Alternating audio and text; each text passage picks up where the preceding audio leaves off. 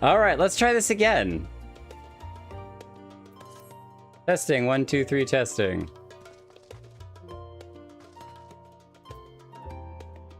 It says live, but I don't see anything video. No video. Refresh it. See if we're actually live or not.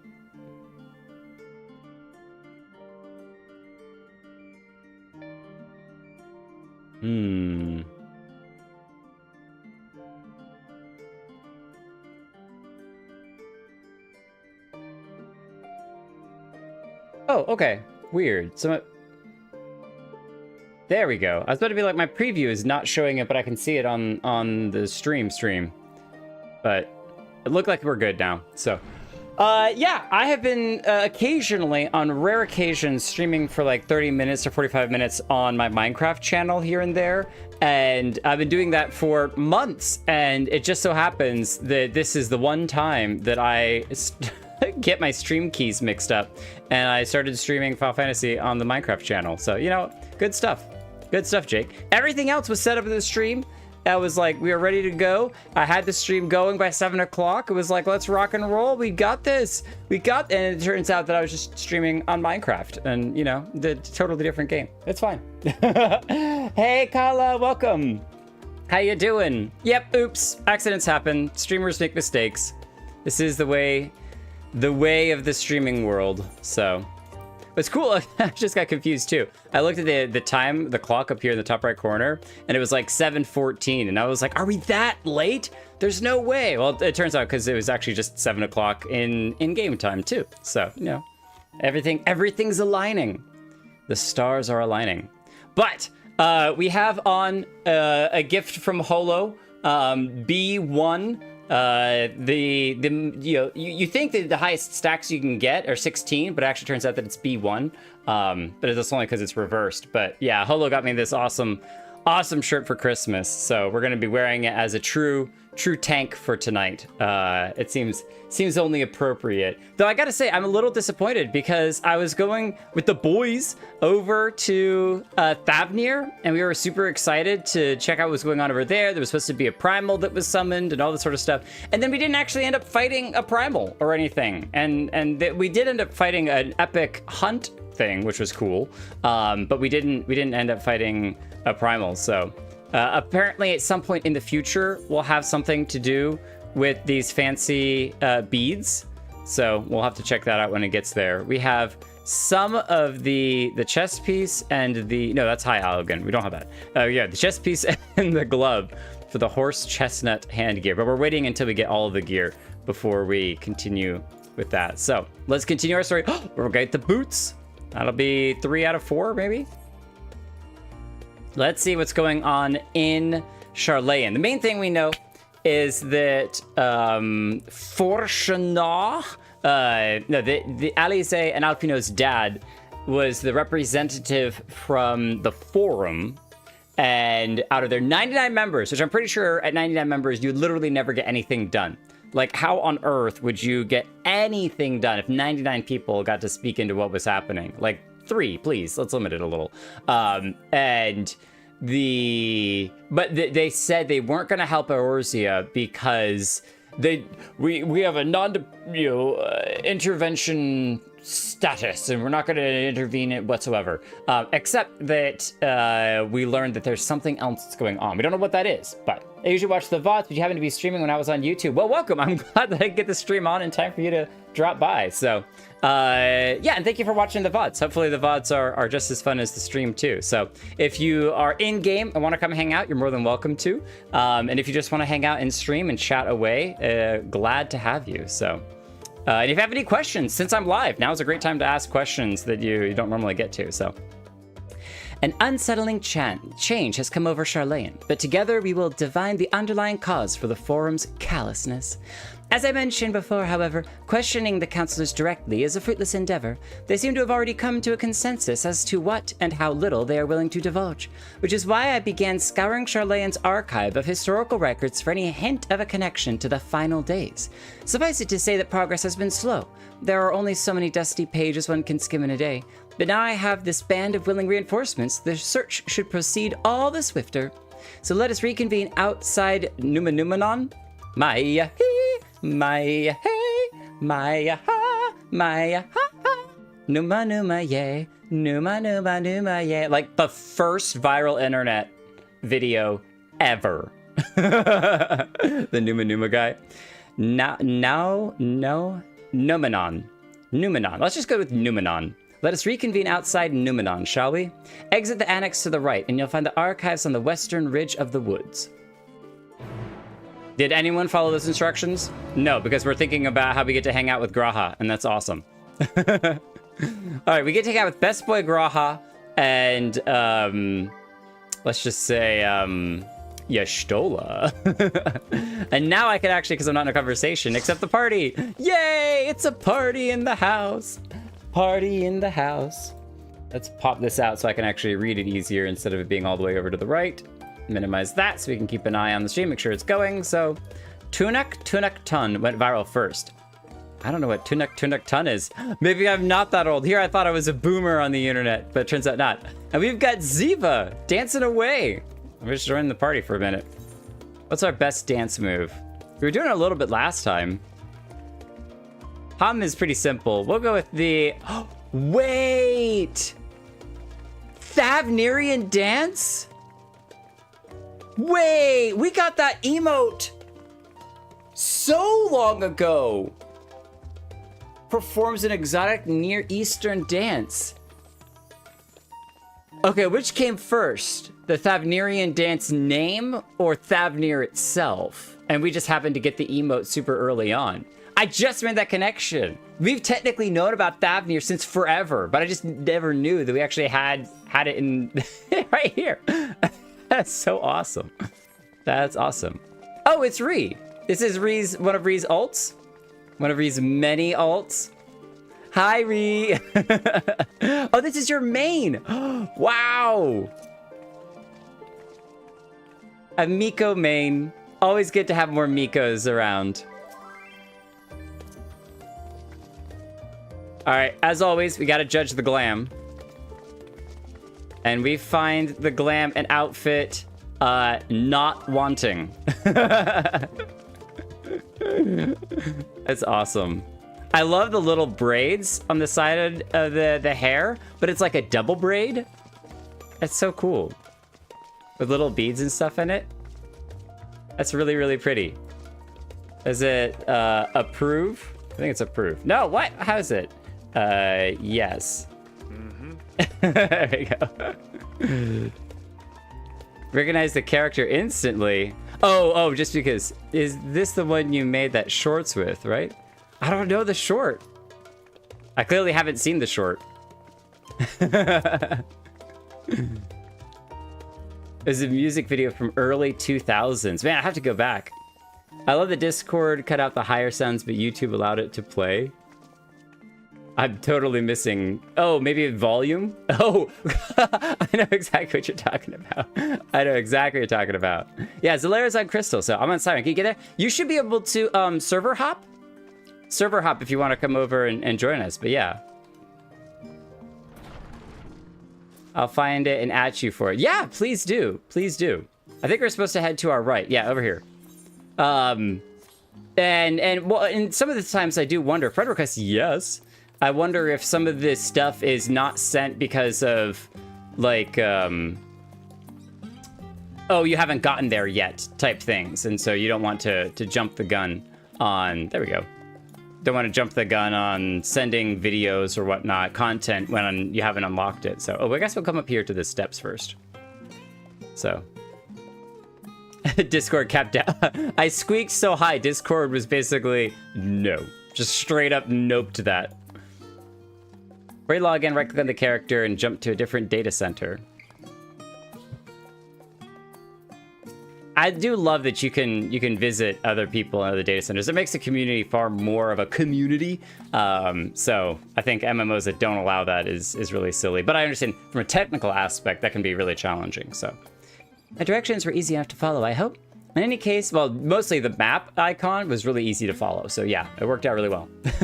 Stand now right before the doors of Numenon, Charlayan's greatest collection of books and tomes. This building is actually only an entrance, and one of many at that. For the archives of Numenon extend deep beneath the surface, like the roots of a tree. The vast halls of the Great Google Library pale in comparison to Numenon's endless maze of subterranean chambers. Any citizen of Charlayan is free to enter and peruse its shelves. Well, most of its shelves. Only Archons are afforded access to certain restricted vaults. I've dispatched Y'shtola and Raha to investigate those. Meanwhile, Alize and Alfino will help me continue my search through the stacks open to the general public. I'm sure we will have to talk to people. Your status presents more of a problem. As a non-citizen, you're only permitted to browse the first floor here at the entrance. Even so, there should be a number of books which touch upon Charlayan history or foreign policy. Your task will be to find and study the relevant publications. I promise you a working knowledge of those subjects will make it far easier to spot the sort of clues we're looking for. So let's be about it, shall we? I've told the others to meet us at the stone benches over there once they found some promising tomes. Happy reading!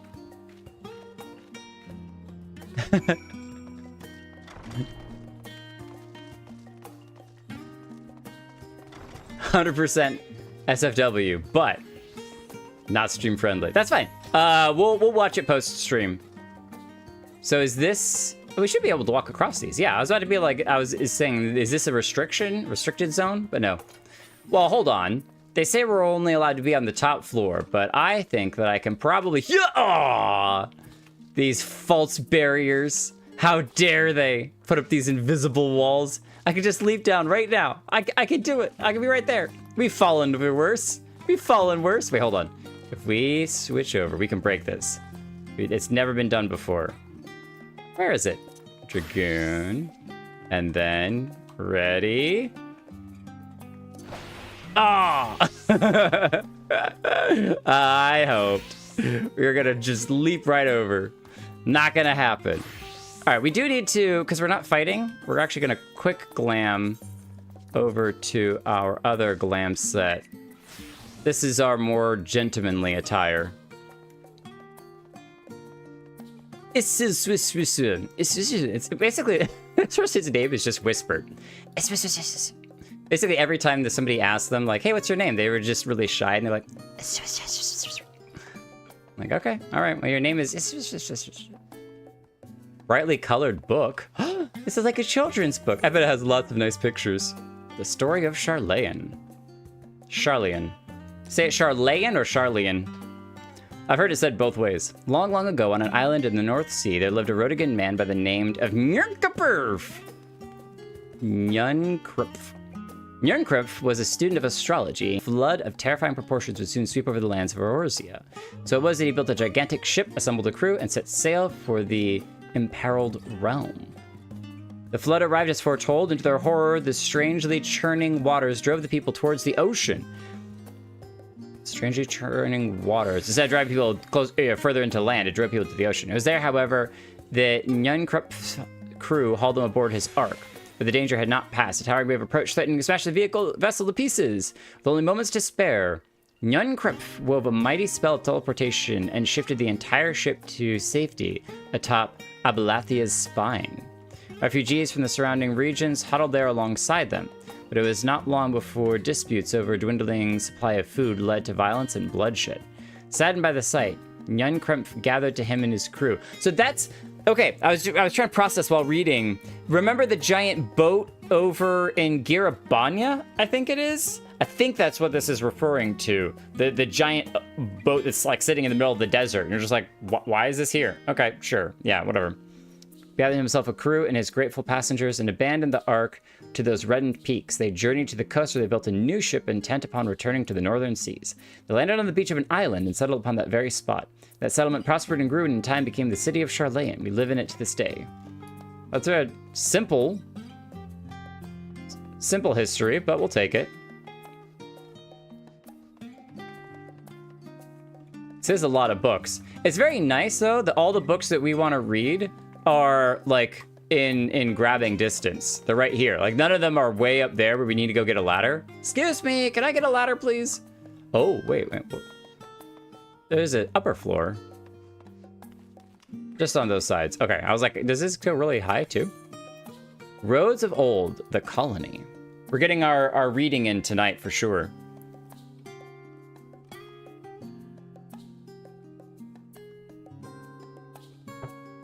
The coffer for the leg gear is from a yellow quest? Oh, we're gonna have to do that then.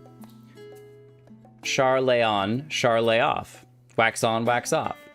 The point out point on the ship mentions Yunkrep, which I'm sure I had just as hard of a time reading it back then as I did this one. So, yep, that's the one. The boat. Boop, boop. Many years ago on the banks of the Thalic in the Dravanian hinterlands, a Charlayan colony once thrived. The settlement was originally established as a mere outpost to study the ethereal sea in the year 1311 of the 6th astral era. We still have not really heard a whole lot about the ethereal sea. Scholars dispatched to Eorzea found the facilities wanting, and their demands encouraged a gradual expansion in structures and services. As rumors spread of a growing community of academics, the area was further inundated with Eorzean students hoping to share in the renowned wisdom of the Charlayans. 50 years ago, the Forum passed a motion to recognize what had become a flourishing town as an official Charlayan colony. Eorzean residents took to calling the colony itself Charlayan, which led to no small amount of confusion when discussions turned to the subject of the motherland. In response, some Charlayan inhabitants, if pressed for name, would simply refer to it as the Emporium. Following the Exodus, however, goblins and treasure hunters claimed themselves a corner of the abandoned colony and gave it another name, Idleshire, where we always go idle there. The following chapters go on to introduce the most prominent feature of Idleshire. The book does not contain additional information on the forum. Introduce the most prominent features. I was like, there is one feature that is very prominent, all right? It's a giant robot sitting in a lake that can go through time. This book does not appear to contain information about the forum or the Charlayan motherland. Ignored. Moving on. Granville. Oh, it's like Gran, but not. It's Granville. Rather the middle of something, so you don't mind leaving me to my research. Leave me alone. Get out of here. Leather-bound tome. Oh, okay. For a second I was like, oh no, do we only get to read 3 books? But it's like, no, we get to read a whole bunch. The voice of a growing city. It was high-pitched and squeaky. Just like that Jake streamer. In the years which followed the founding of Charlayan, civic policy and other matters of import were decided at the Ecclesia, a public forum at which every citizen was eligible to speak. As the city's population grew, however, this format became increasingly impractical. The larger number of participants gave rise to ever longer debates, resulting in significant delays of vital resolutions. Various measures were introduced in an attempt to curtail protracted discussions, but in the late 201st of the 6th astral era, it was ultimately decreed that Charlayan would transition to a new form of governance. The nation would now be led by a body of 99 members, citizens chosen from among the peers by means of a nationwide vote. Thus was the forum as we know it today conceived and created. Oh. Well, simple enough. Still rifling through materials, are you? Oh yeah. You know he's serious because he's got gloves on. Oh, she's serious, excuse me. You know she's serious because she got gloves on. Don't want to get oily fingerprints all over it. An introduction to the heavens. Have you ever gazed at the skies above and contemplated the mysteries contained therein? I speak not of shifting cloud patterns, but of the vastness beyond, of the sun and the twinkling tapestry of the night. Some think the dome above us to be an infinite space, yet amongst the leading thinkers of our age, one scholar's depiction of a boundless sea of stars has firmly taken root. Alas, this heavenly sea remains an unreachable and unknowable destination. There are few indeed who can explain, in satisfactory detail, why our own star is believed to revolve around the sun. It was the technologists of Alag who came closest to understanding the laws which govern that starry abyss. It was they who launched Almond and sought to expand beyond our earthbound existence. Having read of their ancient ambitions, I wonder, has your interest in this field of study waxed or waned? What if I were to tell you that the eternal constellations were arranged differently in the distant past, that their positions continue to shift almost imperceptibly, but measurably as we journey into the future? Would it shock you to learn that the stars drift further and further apart, and may indeed do so forever? Are you eager to learn more? Focus on the wrong subject. Not the right one we want. That actually does make me think, though, how fascinating would it be to have like a sci-fi story, but instead, like everyone's worlds when world building. I love world building. World building a book or a world for my own book that I'm writing. But everyone's worlds and their universes follow very similar Earthian ideas of like Big Bang / expansionist. But what if you had a world that was doing the opposite? that it would be more sci-fi in nature, but it was like the universe was collapsing in on itself. And the crises that they had to figure out how to solve were because literally millions of stars within the next 100 years were collapsing in and going to consume and be consumed by the one, central part of the universe. And everything was being sucked into the void, it'd be totally different. I haven't read something. I'm sure somebody's written something like that out there, but I haven't read it. Forever 20 Summers. My beloved seekers of knowledge, have you ever put learning before your health and neglected to feed and rest your body as you should? I, too, once engaged in such foolish practices, but one night, engrossed in philosophical study, I had an epiphany. For all the world's mysteries that drive us to reckless abandon, we have so very few years of life in which to achieve our goals. Thus do I share with you this mantra. I am forever 20 summers young. The number itself is unimportant. You could be 19 or 23 or 40. Whatever age you are when you discover this manual, let that be the age you aspire to remain. Through mindful, healthy living, will you extend this time available to spend upon your chosen research. Another day, another moon, another summer to grasp the greater truths you pursue. In the pages that follow, we'll explore the secrets of maintaining one's physical condition from a biological, ethereological, and arcane viewpoint. Yeah, wrong subject. That said, I do like to, every year, celebrate my 25th birthday. I've celebrated my 25th birthday a number of times, but this is, what are they called? Mammoths? I think they're called mammoths. I've celebrated my 25th birthday quite a few times, and it's very nice. Every year, it's great. Where are you off to? I wanted to read your little dialogue thing about inspection complete. Oh, wow, you just went through the door. We are not allowed inside. Sorry, we can't go. All right, we have, I think, one last time-worn tome. Tickle my tome. Let's up to this side to give all these lalas the opportunity to read something. Though, if you need somebody tall to reach to the higher shelves and get you a book, just tap on my, I was gonna say shoulder, but I think knee is probably more appropriate. Tap on my knee and let me know. You can stand on my shoulders. Stewards of Wisdom. During the chaos of the Six Umbral Calamity, Archon Yumkrampf, founder of Charlene, bore witness to the madness and savagery of men brought to the brink of despair. Upon raising a settlement on an island in the northern empty, he instructed his people thus: renounce the ways of war and pursue enlightenment through knowledge and reason. The Charleans took to the heart the words of their savior, and thenceforth served as stewards of wisdom.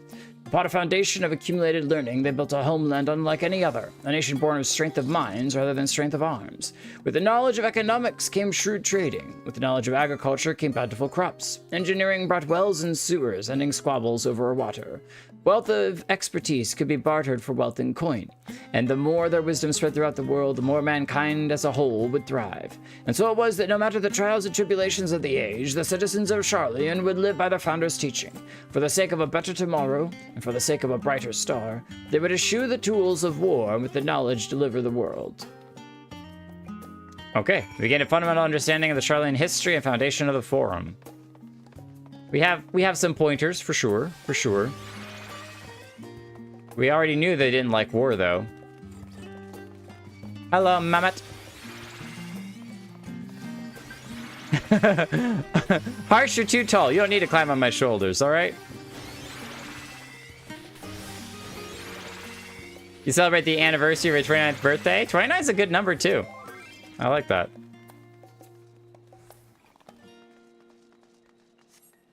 It's a good stream, lads. He's with the books.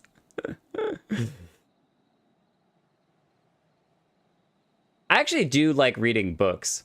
I'm a little sad that I've gotten out of the habit of reading physical books. I have a couple that I'm like, I really want to get through. So I need to get back into it. There's something healthy about just sitting on the couch and flipping pages and reading through a book. Sorry, were you waiting long? Not long at all. I wanted to make sure I'd borrowed at least a few promising volumes. Alfino and Cryo should be along shortly. I was delayed in similar fashion. As far as I could see, no titles in the Archon stacks mentioned the final days specifically, so we have no choice but to start with the tangentially relevant tomes, if they are even that. At present, the plan is to skim through as quickly as we dare and share our discoveries as we make them. It would have been nice to invite everyone to the estate. Plenty of comfortable places to read and a ready supply of hot tea. Oh, I was always quite fond of reading outside. But it's not about the little pleasures, is it? You miss your home. It's been difficult.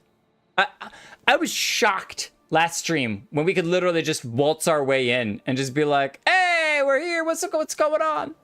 Let's go find Fortuno, I think is his name, Fortuna, and give him a little something.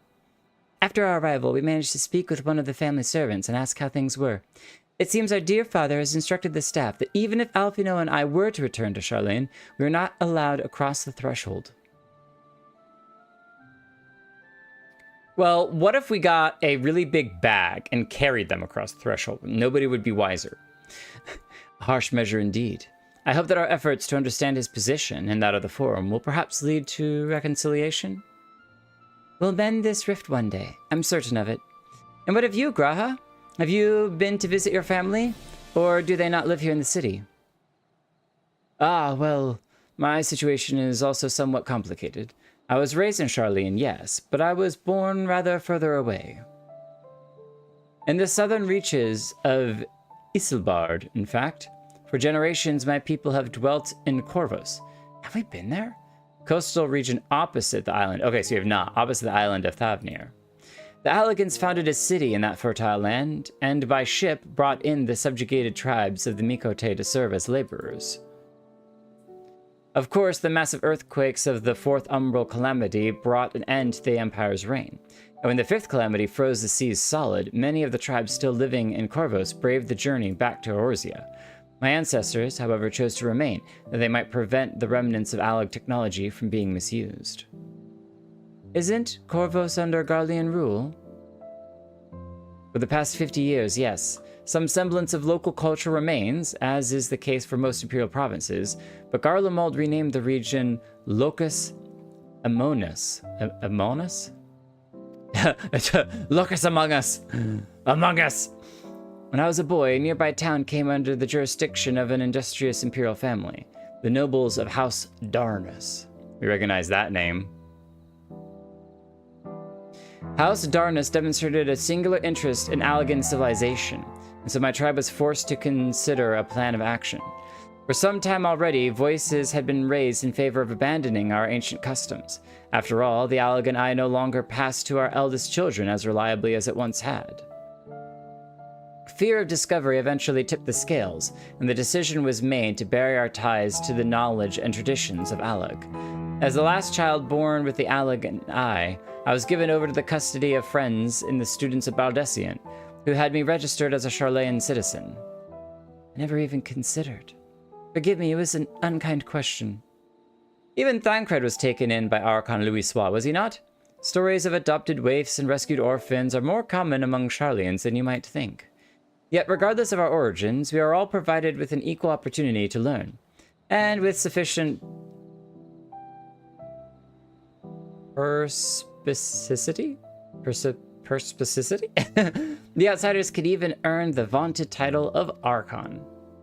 'Tis exactly why I have such a love for this country, and why I wish it to remain a nation of which its citizens can be proud. I wonder if his family still exists, though, because he says that they abandoned the traditions and trying to keep the secrets of Allag hidden, but he didn't necessarily say that they left or that he doesn't have family there. So there's still a possibility that should we ever visit, his family may actually be there. Here. Another good reason to get to the bottom of the Forum's stubbornness. Aside from the trifling matter of our impending doom, no big deal. Excuse me while we try to make some headway into these books, Jake. More company should be arriving at any moment now.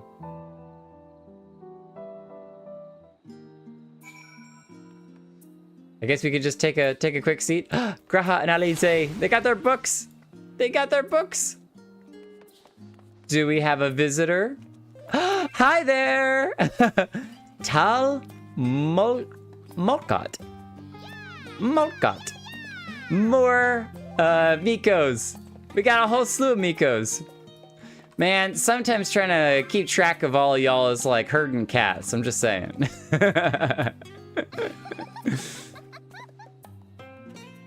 I love the different. That's one thing that's really awesome about Mikos in general is that like the tail fur and hair fur all match, but it means that you can have some really interesting fur and stuff. So, hey, Kala.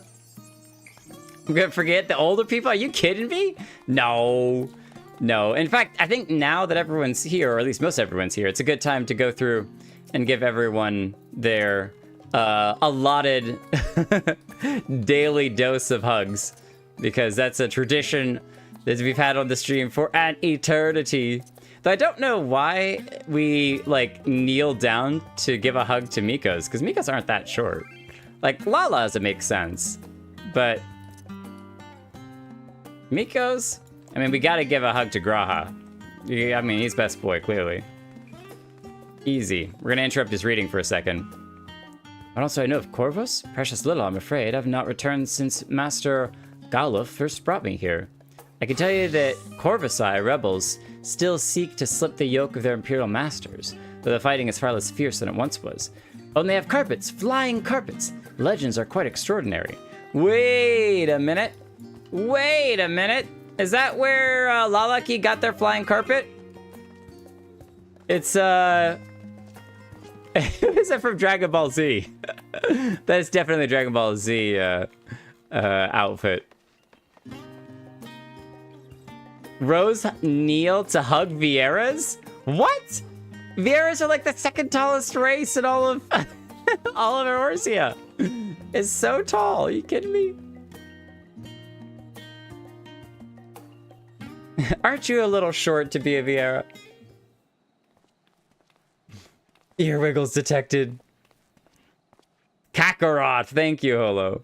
I knew I had to like visually recognize, but I couldn't remember the name. I haven't actually seen a whole lot of Dragon Ball Z. I know a lot of the memes, I know a lot of the characters, but I actually haven't sat down and like watched Dragon Ball Z episode by episode. We've returned with our selections, although I must say the pickings were quite slim indeed. Mistress Kryl has already flicked through every history book devoted to disasters, and more than a few which barely mention them by name. As such, we'll be looking into research papers on the umbral calamities, as well as articles written by prominent forum members. Perhaps their knowledge of the final days comes from an unexpected source? It's always why you have to cite your sources, so that way people who come behind you know where it is that you got your information from. Speaking of which, might I ask you a few questions related to the final days? I'm the only one here who didn't witness the events of Amarot firsthand, and I fear I may be overlooking critical details. Oh, great. No, don't be so proud, Jake. This is testing my memory, which is terrible. My thanks. Now, where to begin? We gotta really chew back. Let me just pull up the stream real quick on the side and rewatch. First things first, what kind of phenomena did the ancestors encounter as the final days drew nigh? Complete destabilization of creation magics. Primals of unrivaled power were summoned from the ether. The worst kind of phenomenon is to be very vague about it. The worst kind of phenomenon you can imagine. It was just terrible. Man, see, some of this is confusing because I don't think it was necessarily primals, but they did have creatures that were coming and attacking that they were trying to defend from. And then I know that I remember the creation magics were unstable, but I don't know that I'd say there was a complete destabilization, but I think that's the one I'm going to go with. I think there was a destabilization of creation magics. I'm going to try to be helpful. 0 of 3 fish. Yes, the unfolding catastrophe wrought havoc on all manner of life. The chaos extended to the ancients themselves, causing their powers of creation to spiral out of control. Fear and despair manifested in terrible, tangible fashion. Meteors raining from the sky, fire erupting from the ground, indescribable abominations prowling. You see, yeah, that was the, I'm like, I knew that there were monsters, but I didn't think there were necessarily primals from necessarily, well, I guess everything's kind of ether, but yeah, I wouldn't have called them primals, but. Oh, Holo, you're never gonna let me down. Always be fishless. Teach a man to fish and he'll forget all about it. How to sell it. He'll forget how to sell it next stream. That more or less aligns with my understanding. If only the arts of creation had survived until the present day, we might have had something substantial to analyze. To the best of our knowledge, however, those techniques were not preserved or passed on. Y'shtola surmises that the closest known magic is that of the summoning rituals promulgated by the Asians. What else was there aught else of note which heralded the approach of the final days? The entire star was engulfed by disaster all at once. They say it began with a kneeling sound from the land itself. Alpina, you answered this one. We're just passing the buck on all of them. That'd be really funny if you did that every single time. And Alpina is just like, you're making me do all the work here. Yeah, definitely not engulfed by disaster all at once. So, and I do seem to remember that the land itself made a weird noise. That it was kind of like all throughout the world and the land, there was a weird noise. Yes, the Amarotians spoke of it, didn't they? We never did hear the sound ourselves, of course, thrust as we were into the midst of the madness. But it seems that each and every one of the catastrophes was preceded by this ominous noise. Eventually, it resounded all across the star, and not even Amarat was spared. Yeah, okay, so it doesn't necessarily start across the entire star, but I was right that eventually got to be everywhere. So the ground was crying out, you say? To be considered the harbinger of doom, it must have been quite distinctive, and probably quite loud. Was there a noise at the end of Endwalker? Hold on. I remember there being some noise, because I made a comment that the roar at the end of ARR was far more, like, terrifying. And I still need to go back and rewatch the end of ARR cutscene where there was, like, all of the different Asians talking about Zodiark. I'll have to speak with one of the Numenon's Mammoths and ask after any books which make the mention of such a sound. Last but not least, would you describe how the ancients sought to quell this unprecedented calamity? What distinctive action did they take?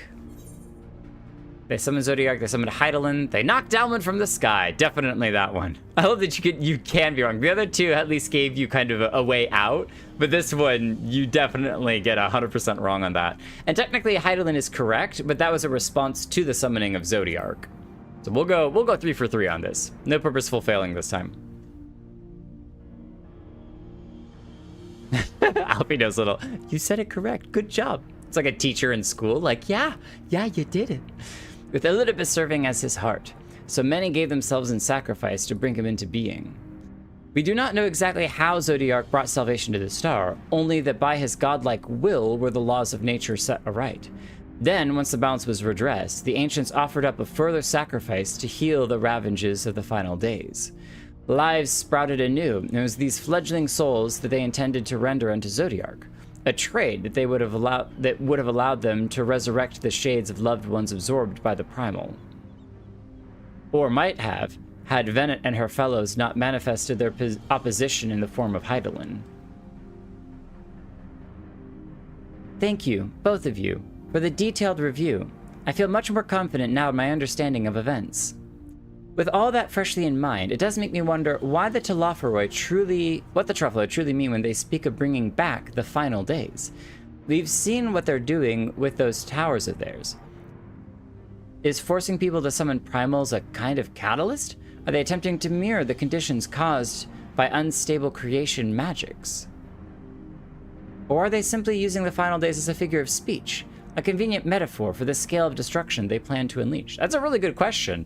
And one that I've kind of chewed on myself, because I do feel like the arc has something to do with the Zodiark and Heidelin, because we know that, like, Heidelin's power has been consistently fading, and now Heidelin's showing up and talking to us, and with most of the Asians defeated, those who wanted to basically bring back the ancients are gone, and so what I would assume is that maybe there's, he's wanting to, instead of like a reverse final days, instead of the creation of Zodiark and Heidelin, he wants to destroy Zodiark and Heidelin and just wipe out all existence everywhere, everything, something like that. The final days can now begin. Vena, okay. It's Vena. Vena. Not Leviosa. Oh, great. It's snowing again. Glad we switched to our wintry outfit. But this is all just pointless conjecture at this stage. Let us return our attention to the forum, shall we? We shall keep an eye out for your Stola, but 'tis time we began studying these research papers. So, we gotta freeze our butts off even longer, waiting for Waiting for your Stola. Hey, we can take a seat. And, here, I'll scoot over a little bit, give you some more room. The game doesn't want to give you room. Now I'm sitting on Alfie, though. All right, fine. I'm coming over here next to Harsh. I was trying to give Tala a little more room. Because we can actually read ourselves. This is actually, no joke, one of my favorite emotes that we picked up. Because it's so ridiculous to do it in the middle of, like, fights. When I was just running back-to-back, not duties, but trials. I was doing a bunch of, like, trials for whatever reason. And sometimes there'd just be these pauses in the middle of fighting where you're kind of waiting for a big attack or a cutscene or whatever. And I just pop out the book and just start reading in the middle of fighting. It was great. So the one duty in Ishgard where you're fighting a dragon when it's ARR when you're getting Sid's ship back, the Excelsior, or the Enterprise, I guess it was called back then. And the dragon is like sweeping around you. You can't attack the dragon. You're just kind of hanging out. I always just pop a book and read. I'm the last, am I? Well, my extended search of the Archon stacks produced 1 or 2 possibly useful books, but I wouldn't get your hopes up. If you recall, Urianger learned of the source's reflections from the Gurun oracles. For its potential to cause panic and confusion, that tome was deemed apocrypha and sealed away in the Great Google Library. 'Tis even less likely that knowledge of the unsundered world, not to mention the horrors of the final days, would be left sitting on a shelf for any curious scholar to find. Why aren't we at the Google Library then, if that's where all the terrible books are kept and hidden? It stands to reason, then, that my colleagues, be they archons or counselors, should, perforce, be largely ignorant of the subject. Yet when you confronted Master Fortunato with knowledge of the Talaferoi and their machinations, he scolded at the suggestion that they posed a threat. He seemed adamant that the Forum would know if the final days were truly upon us, which only supports the conclusion that whatever privileged wisdom is guiding the Forum's behavior, it's being kept secret from the rest of the nation. Well, and what I would guess is that they would have some prophecy or some piece of evidence that says, like, for example, the sun will turn red and the skies will be split anew before the final days arrive, right? It's some kind of thing like that they would have to look for signs. It's basically like in the Christian world, there's a lot of people who predict the end of times and everything, but at the same time, they're trying to like make guesses at these vague notions of what the end times mean. And so a lot of people are like, no, clearly this hasn't happened because this and this and this and this has to happen first before this happens, before that happens, before we know that the end times are actually upon us. And so I would be kind of curious if they had some prophetic thing that they're following as their guide for whether the final days are happening or not. Not that I mean to excuse myself from reading duty. Whether they contain mention of the final days or no, these books could yet hold something of value. You weren't thinking of leaving, were you? There's plenty of work for everyone. Hey, I got a book. I can read too.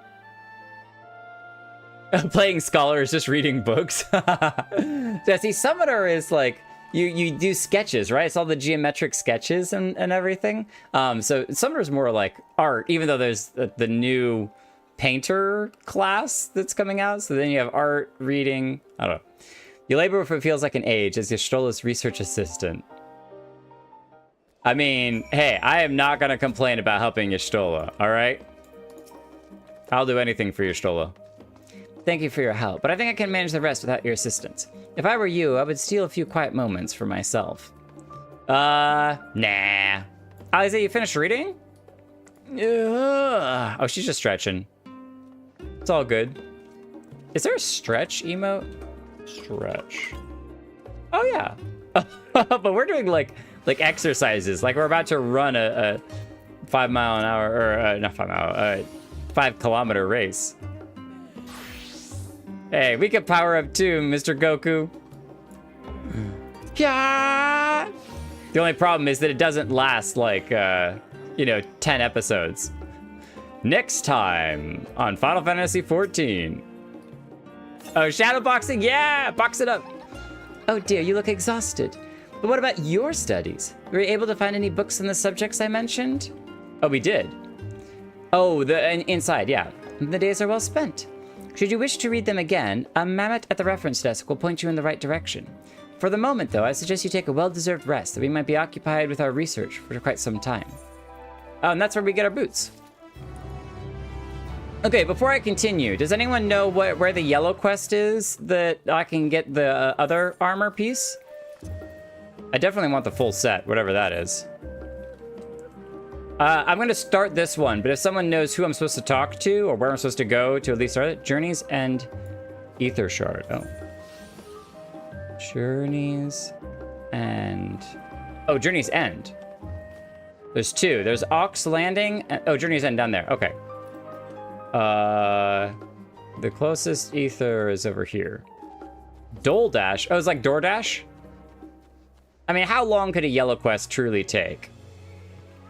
Oh, you can actually jump in the water. I was expecting to hit a wall there. Nope. You can freeze your feet. Let's pop over to Journey's End. Let's see how fast we can do Dole Dash. Start the speedrun timer. We're going. Right now. Nope, Mischievous Mikote, that's not who we're talking to. Is it a quest called Dole Dash? Dole Dash, this is it. All right, cool. We're going. If I may ask your help, you'll help me, won't you? You will? Good, because I'm having a problem with my runaway doll. It ran away? That's right, and all I did was land him to a little ether, and he hopped up and dashed off down the street. Mama and Papa brought him to me as a special gift, and I've gone and lost him. They'll be furious with me for losing that toy I kept asking for, so please, you have to help me find him. Don't worry, this speedrun maestro, Jay Kelton, was on the case. I'll hurry home and see if he went there. And you can search the rest of the city. Oh, he's a yellow carbuncle doll, by the way, and I think he was headed north. Meet me back here when you have him, or, you know, if you just give up. Oh, we're not giving up. We got this. You said north, right? We're going north. And we can switch over to Machinist so we can start popping Peloton.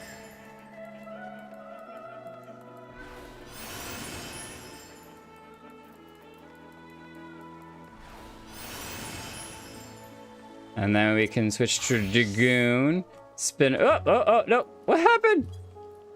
Oh, I clicked on here. I failed. I was going to do that to get a little speed boost. But I'm still somehow typing. I don't want to type. I don't want to type. All right, back to Machinist. All right, we're looking for a yellow carbuncle. Yellow carbuncle. Oh, that's a really nice outfit. Ah, speedrun. Go. Speedrun. Carbuncle doll. We found you. You're going to run off again, aren't you, though? You find a yellow carbuncle doll. Lifelike expressions aside, it appears to be otherwise motionless. Return to Journey's End and deliver him to the mischievous Mikote. Go. We can actually use the Aetherite to potentially speed us even faster. Even though we don't really need to, because I'm sure that this is a world record speed run. Definitely no one has done this quest faster than what we're doing. It's the loading time that you can cut off, so. Oh, we gotta switch back to Paladin for the quest delivery. He wasn't there. I don't think I'll ever see him again. This lifelike stuffed toy appears ready to scamper away at any moment. Thankfully, it lacks the ethereal energy to do so. Good job on being able to infuse it with ether. You found him! Just like Big Mooney would have. Who's Big Mooney? Oh, that's what I called the neighbor who used to play with me. She was so tall and smart and always so nice. She'd tell me stories about her friend, a powerful wizard, who could summon his very own carbuncle companion. That's why I wanted one for myself. I have to learn how to move him around better, though, so that when Mooney comes back, she can see how hard I've been practicing my magics. Is that Moonbrita? Is that Moonbrita Mooney? Oh, she's never coming back. This is for you. Papa says that when someone helps you, you have to show your gratitude. So thanks for finding my carbuncle. Bye! No! Alright, y'all listen up. No one is ever gonna tell her that Mooney's not coming back, alright? Mooney's just busy for a very long time. And she can write letters to Mooney and we'll respond. It'll be fine, alright? We're not breaking her heart. Maybe when she's older, we can then tell her. Promise me, alright? Good, we're all in agreement. Ain't nobody telling her nothing. She's just a small child. Small child. That's so sad. Why would they do that? Oh no, you timed it, Kritika? 3 minutes? That wasn't too terrible. That's actually pretty fast for a yellow quest, too. All right. Let's use... Oh, we can't do that while running? I guess technically it'd be kind of hard to open a chest while running around.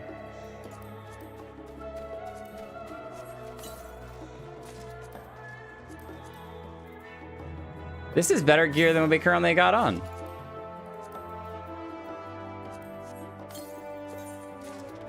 Oh. Ooh. Okay, so we have our glam stuff. So we can always glam and unglam as needed. So let's... Oh, and it's dyeable too? Whoa. Okay, this is actually pretty cool. I love the, like, single shoulder pad. And especially because that's the shield. Yeah, the shield side. That's gonna be the front side. And it matches our sword and shield too. It's not quite as detailed as these, but this is cool. I think I'll run this for just a little bit, but we're gonna take off the headgear because it kind of clashes just a little bit. It's a little too much. The rest of the gear was kind of spiky enough that it worked with it, but sorry, Alize, I wasn't threatening you. Don't mind me. Definitely wasn't threatening you. Ready for a tea break, Jake? I know I am. Honestly, my neck and shoulders are going to calcify if I don't stretch my legs and walk around for a bit. You know the last stand down in the harbor, don't you? Come and meet me out near the outside tables, and I treat you to their coffee. It's quite good. I actually have found that the older that I get, I dig good coffee.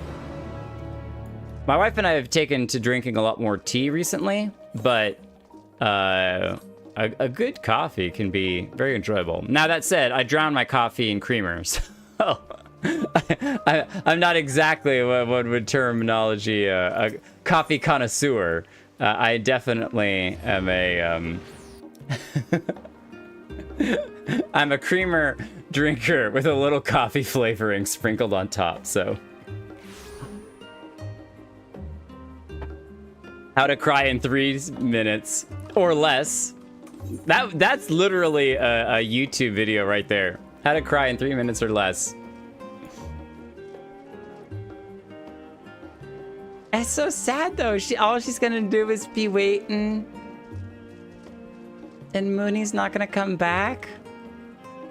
I bet she was talking about, would she be talking about Louis Sois summoning the carbuncle? Or would she be talking about, Urianger? Can Urianger summon carbuncles? We know that Alfino can summon carbuncles. Maybe she's talking about Alfino. As busy as ever, I see. How very Charlean that no other gourmet cafe has sprung up to compete for customers. Actually, this crowd gives me an idea. Before we place an order, why don't we ask a few questions and gauge the mood of the city? I'm interested to hear what the average citizen has to say about the Telophoroi. We might even learn something new. Worth a try, don't you think? I'm surprised that wasn't the first thing. Ooh, Alize's now accompanying us. Can leave Alize behind? Well, why would we do that? It was better when we had Graha, but Alize, let's go fight someone. That's what you're good at.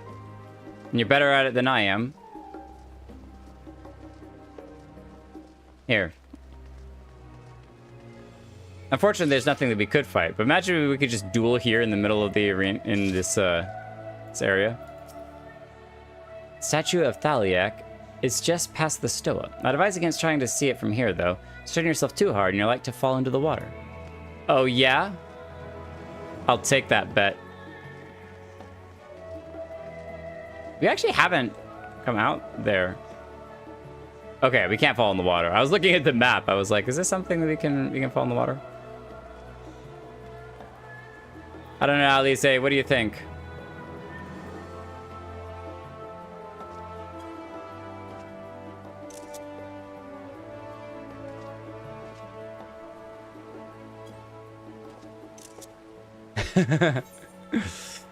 Let's see if I got that on a screenshot.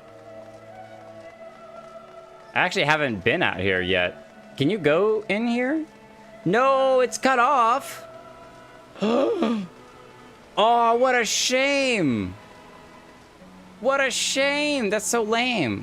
We can only hang out under her skirts. All right. Y'all gotta fix that door, all right? I need a good view. And unfortunately, you can't get a flying mount here. So you can't actually, like, fly up and get some really good screenshots.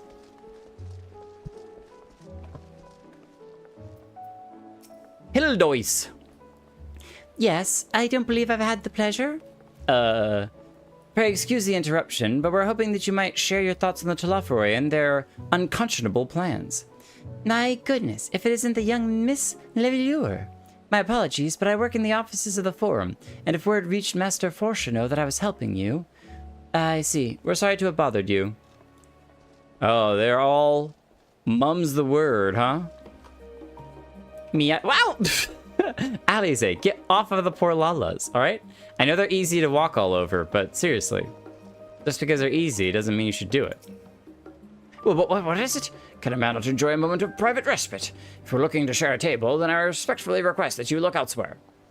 You misunderstand, sir. We were simply wondering if you knew the Telophoroi.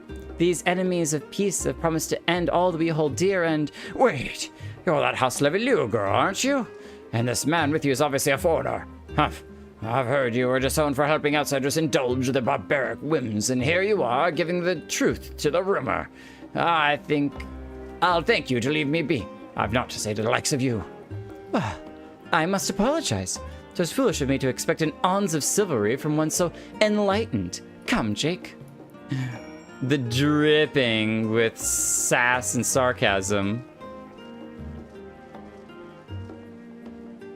Nothing beats a fresh brew from the last stand. Oh, now we gotta talk to... I was like, we were just here. What am I missing? Hey, Deacon. Urianje is an arcanist and scholar. Yeah, okay. That's why I was like, I think he does that. So, mushroom coffee. I like my coffee how I like my magic. Hot and cold. Welcome, sir. What can I offer you today? Oh. Why, it's that Mistress Alize I see there. My word, how long has it been? Far too long. Meet Deacon, the owner of The Last Stand. I used to frequent his cafe on occasion, in between lessons at the studium. That seems like an age ago now. I remember hearing that you and Master Alfrino had set sail for Orzia, but you never came back. Lately, there's been gossip about your father disowning the pair of you. Everything all right at home? Aww. It's complicated, and I hadn't expected complete strangers to be so familiar with our situation quite so quickly. Everyone has an opinion, it seems.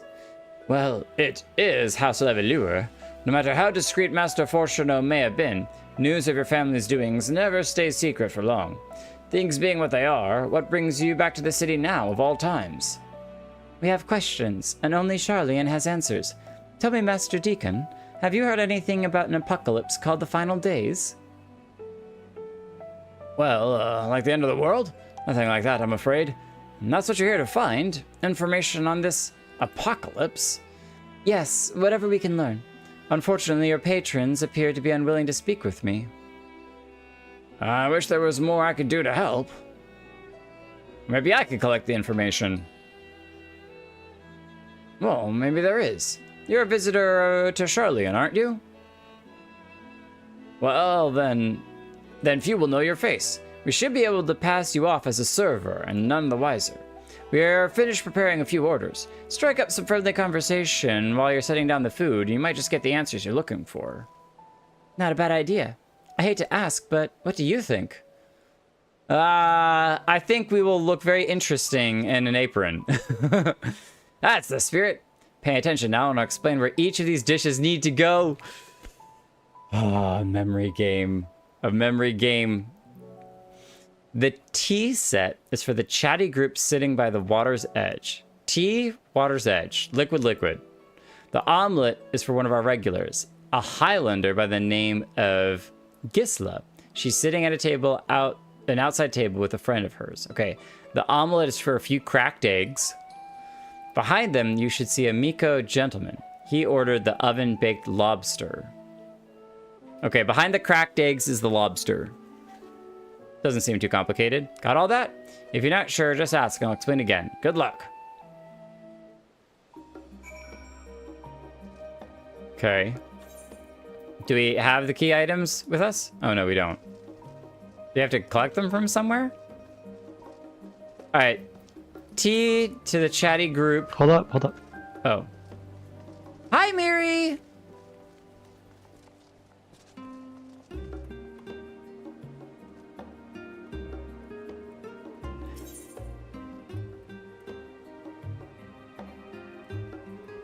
Trade will be canceled if I move too far away. Oh. So you don't necessarily, you're not given an apron, but now I'm being given an apron. Sure. We gotta look the part. Hang on, what's even better is that I do actually have Culinarian. And then we're gonna hide the hat and put the body piece back on. Where's our apron? There we go. We don't have any dye, so we'll just have to wear some blue leggings, but that's all right. We got a frying pan to scramble some omelets, if you know what I mean. Thank you, Miri. Or was that you, Lavava, that gave it to me? I'm not even sure who traded me now.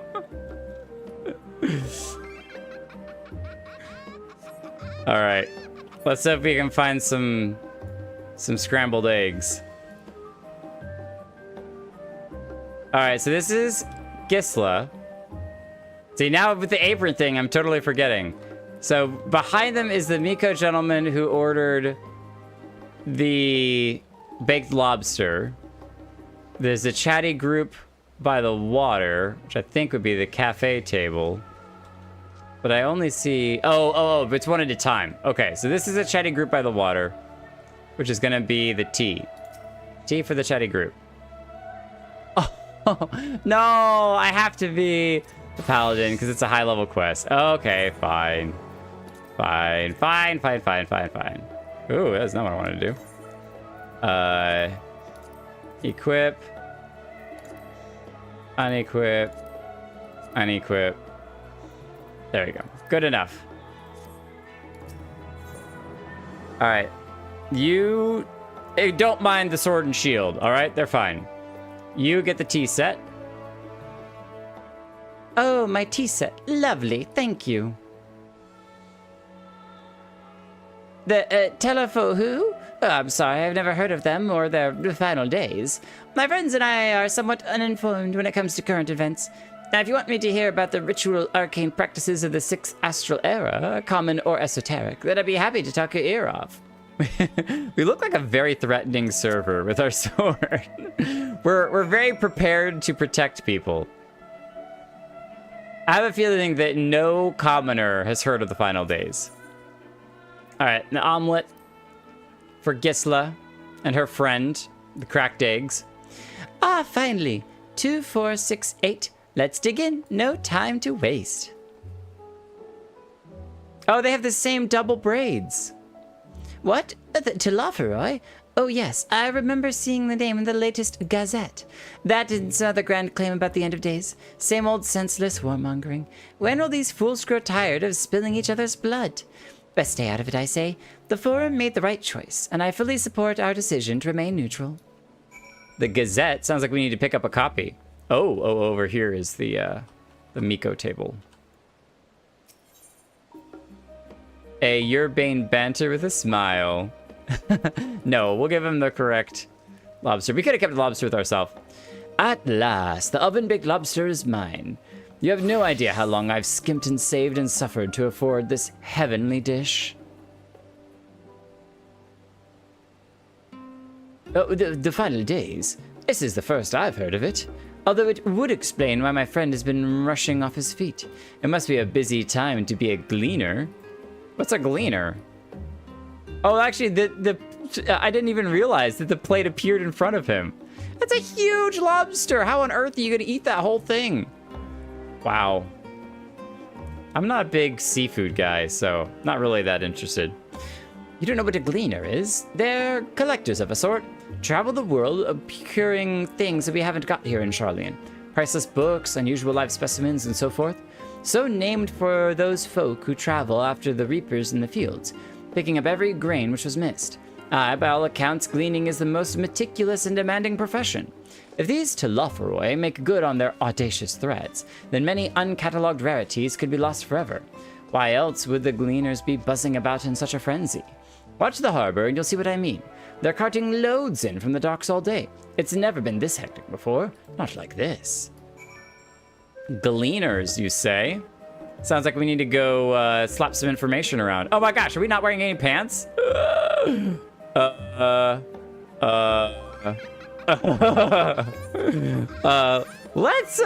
Let's change back into our outfit, shall we? Let's see here. If we click over here and then click over here, there we go. I'm surprised we didn't scare the patrons off. Karanika, shut up. I don't know what you're talking about. We had a fully closed apron, all right? Everything was fine. It's like a skirt, but longer. It's fine, so. Any trouble with the customers? Were you able to get anyone talking? Oh, yeah. Actually, 2 of them specifically. But there definitely is a limited amount of information. They seem unaware of the final days, aside from whatever vague news the gazettes are printing. Even Deacon had nothing to offer, and he's the best source of gossip in the city. If the Forum does have secret knowledge, then they've done an impressive job of ensuring no one whispers it in the wrong ear. In any case, thank you for playing the part so well, and for, next time wear pants. Here's the cup of coffee I promised. Oh, we do get coffee. I can go for a cup of coffee myself. But let's drink our drinks somewhere else, shall we? Maybe behind the bar style, away from the gossips and their wagging tongues. Did you see that Levilure daughter running around, going on some coffee date with a foreigner? How audacious. How horrid. Wait. We didn't actually get the coffee? Alice, you lied to me! Where's my coffee? I don't even know where I'm running off to. Alice, I want my coffee.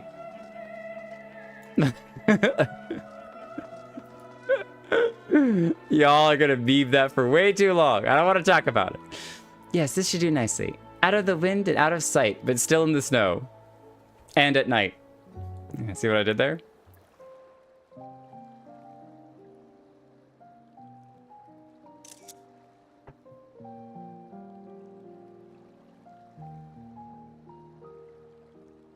That does look like good coffee. When our father disowned us, I couldn't believe what I was hearing. It wasn't until much later that his words began to sink in, that I began to feel the weight of what it meant. Do you remember when the decision was made to come to Charlian? Grahas said that the Forum was determined to keep us in the dark, and that Father's venomous performance was part of that strategy, to keep us at arm's length. Perhaps it was. Father argued with Grandfather on many occasions, but never with such dismissive contempt. And when he demanded what justifies the sacrifices we make in war, I honestly didn't know what to say.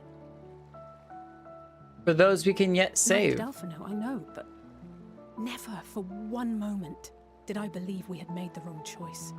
So all I could do was fume silently. Like the Warrior of Light, all those times when we don't say anything. It was only afterwards that I realized how childish I had been. How being stubborn and self-righteous must run in the family. If I could have just mustered a civil response, then things might have turned out differently.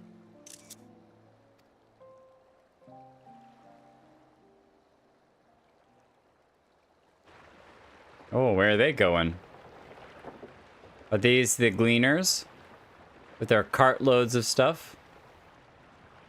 Oh, there's a bunch of boats. Aura!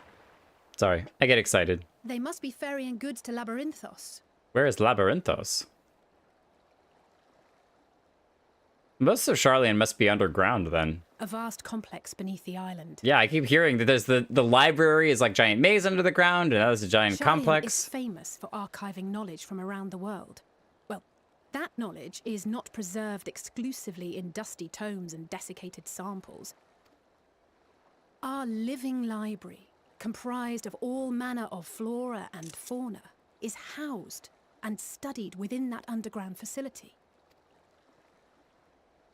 Still, that did seem to be an unusually large shipment. When I lived here, it was rare to even see such cargo transported by boat. Wait, didn't you hear something in the last stand about the gleaners coming and going more than usual? Yeah. I think they're the ones we saw manning those boats. And gleaners answer to the Forum. If the appearance of the Telophoroi prompted this sudden burst of activity, then Labyrinthos may hold a clue as to what the Forum is planning. Sounds like we gotta break in. I mean, I can swim. What about you? Care to dive when it's a little cold?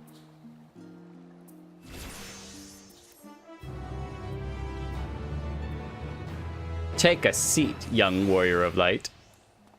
Can you even swim down here? No, you can't. How are you supposed to get in when these ether walls prevent us from going anywhere? Always getting in our way. You should tell the others what we've learned about the Gleaners. Go on ahead to Numenon, and I'll join you in a moment. Master Deacon will want his cups back. Well, thank you for the coffee, Alize. It was very nice of you. Come on, Entourage. We got big, important news to share. Everyone else has been studying well into the night, so we need to give them a reprieve. Don't step in the cold water. You'll freeze your feet, all right?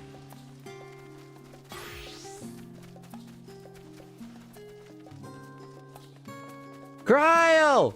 Kryl! We have a lead! We got a lead, Kryl!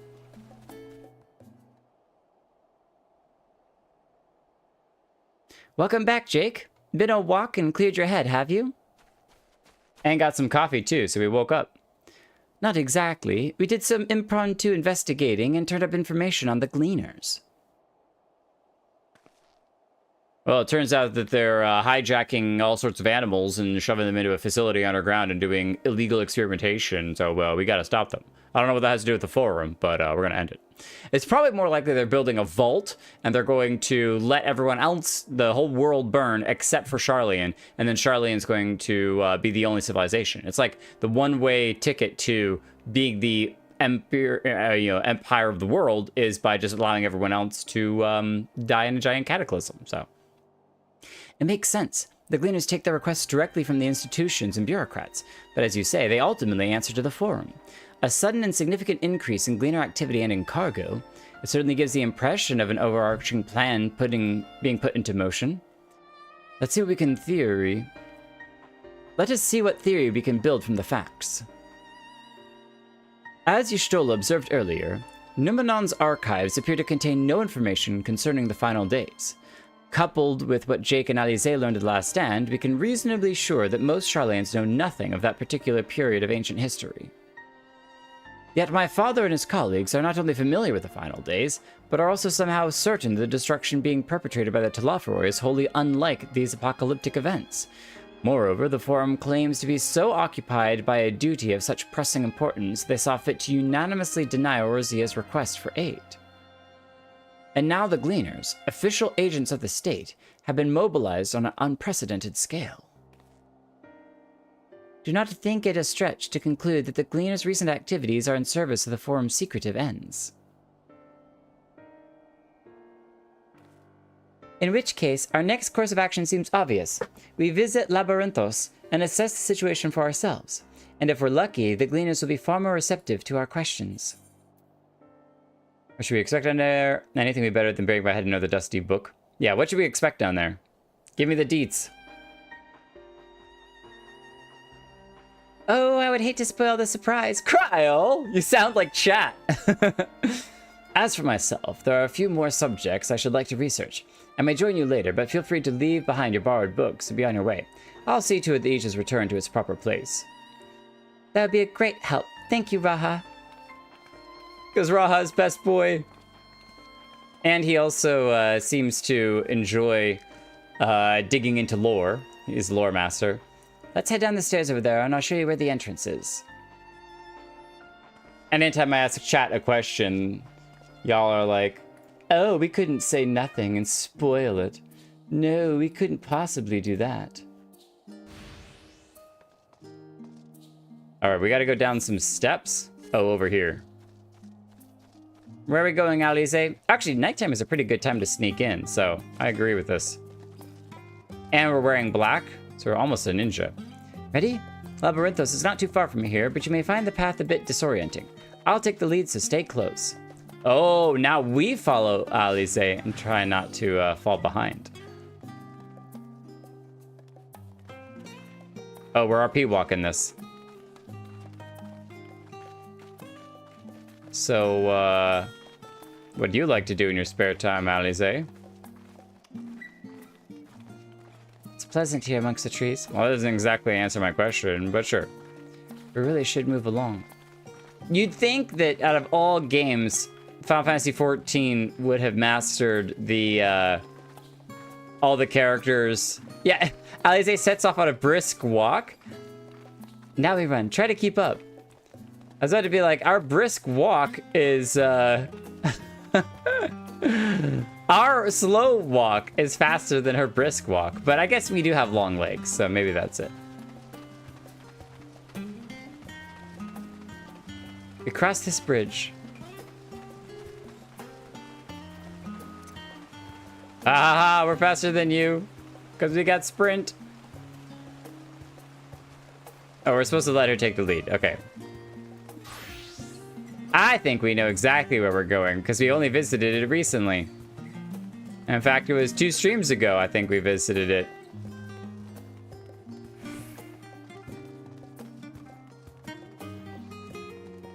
That giant hole in the ground. The rostra, not far now. Yeah, remember we wanted to see if we could get through the door over here? I said we could have just taken the aetheryte. It would have been so much faster. I'm taking the inside corner. Oh, she stopped. Here we are, through the door and down the stairs. You did remember to attune to the shard back there, didn't you? It would make your life much easier if you need to come back in a hurry. Otherwise, we should keep moving. Oh yeah, we're good. Definitely been helpful to attune to everything.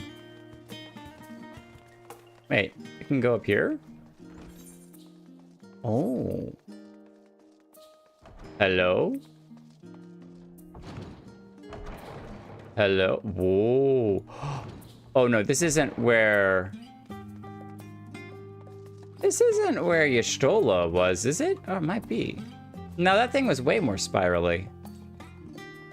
But it could be that she was over here. And she was kind of walking down the steps here.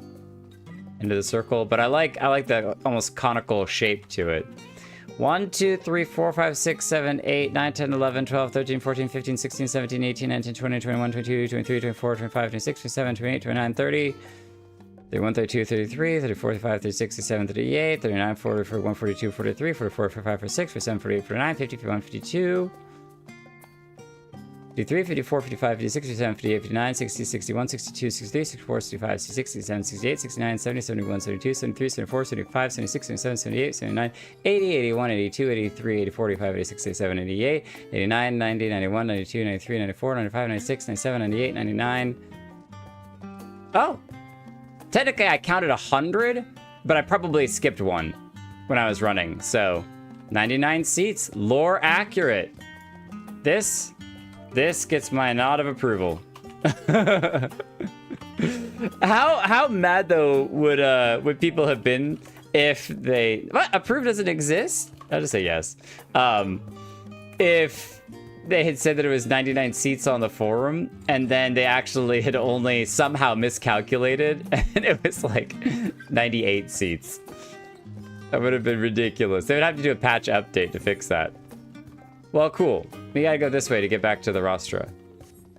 We're going the wrong direction. Yeah, but what's the like, thumbs up? / thumbs up. There it is. That's the one I was looking for. Thumbs up. Yeah. You may recall I promised to show you macros I've ever got on my main one day. I have 2 to share if you're interested. Oh, yeah. Let's go down here. And then before we talk to the next person, you can show me what macros you got. So you only count to 4. I can count to purple backwards. I can count to purple backwards. If you know where that reference is from, you've lived on the internet long enough.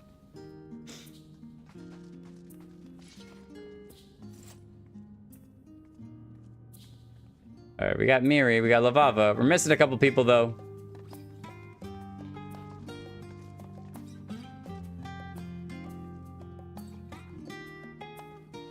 Is everyone still running around up here? Yeah, okay, we'll wait up here for Ziva.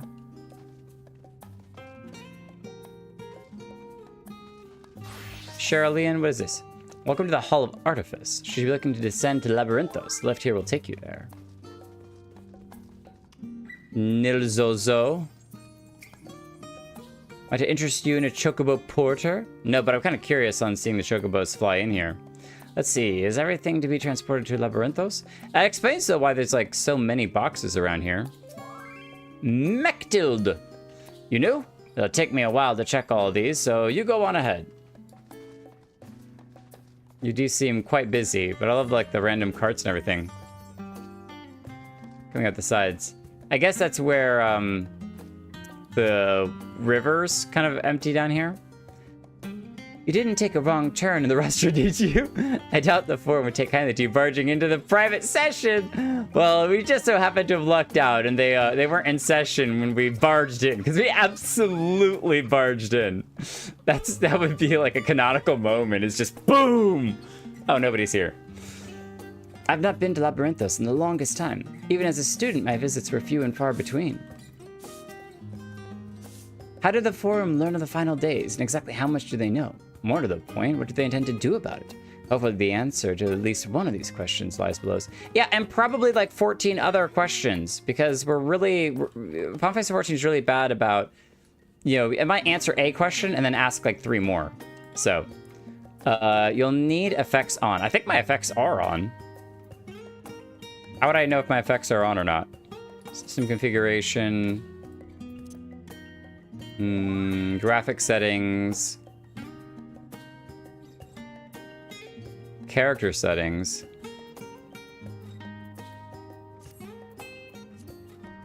Character configuration. Under the character tab. At the bottom. Show all, show all, show all. Yeah. Battle effect settings. Yep, all of it's on. Which made that one fight last stream with the epic, with the epic hunt. I literally was blinded. I had no idea what was happening. I could barely see his attacks being on the ground because I was like, I'm so confused. Hura! How you doing? The last migraines video.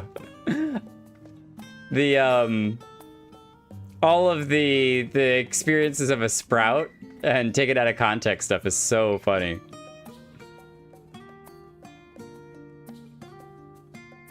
Is one of your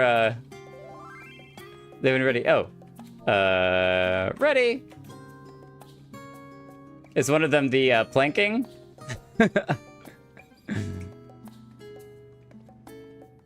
Oh, that's cool. So the outfit changed with a finger stab. Whoa. And then reset to Reaper. That's actually super cool because you can do a character change and an outfit change with a spell at the same time. And so it's like a Reaper transformation. That is awesome. That was all one? Oh, that's like amazing. I was wondering if that was like one was to change into the dancing outfit and then the other one was it. So dancer transformation. Whoa! That's crazy. That's a beautiful transformation. It's such a sarcastic clap. This is more like what I'm trying to do. That was awesome. That was awesome. Yeah, so what I'm guessing is to make that work, the macro understands how to open the glamour plate and select a different glamour in between the spells. Because you were a dancer that whole time, and you just changed your dancer outfit between two different glams. Maybe. And so it probably only works in an area in here where you can quick change to different glamours. Like you couldn't do it out in the wild because you can't change your glamours anywhere. But no, that's awesome. Can I see that first one again, if you don't mind?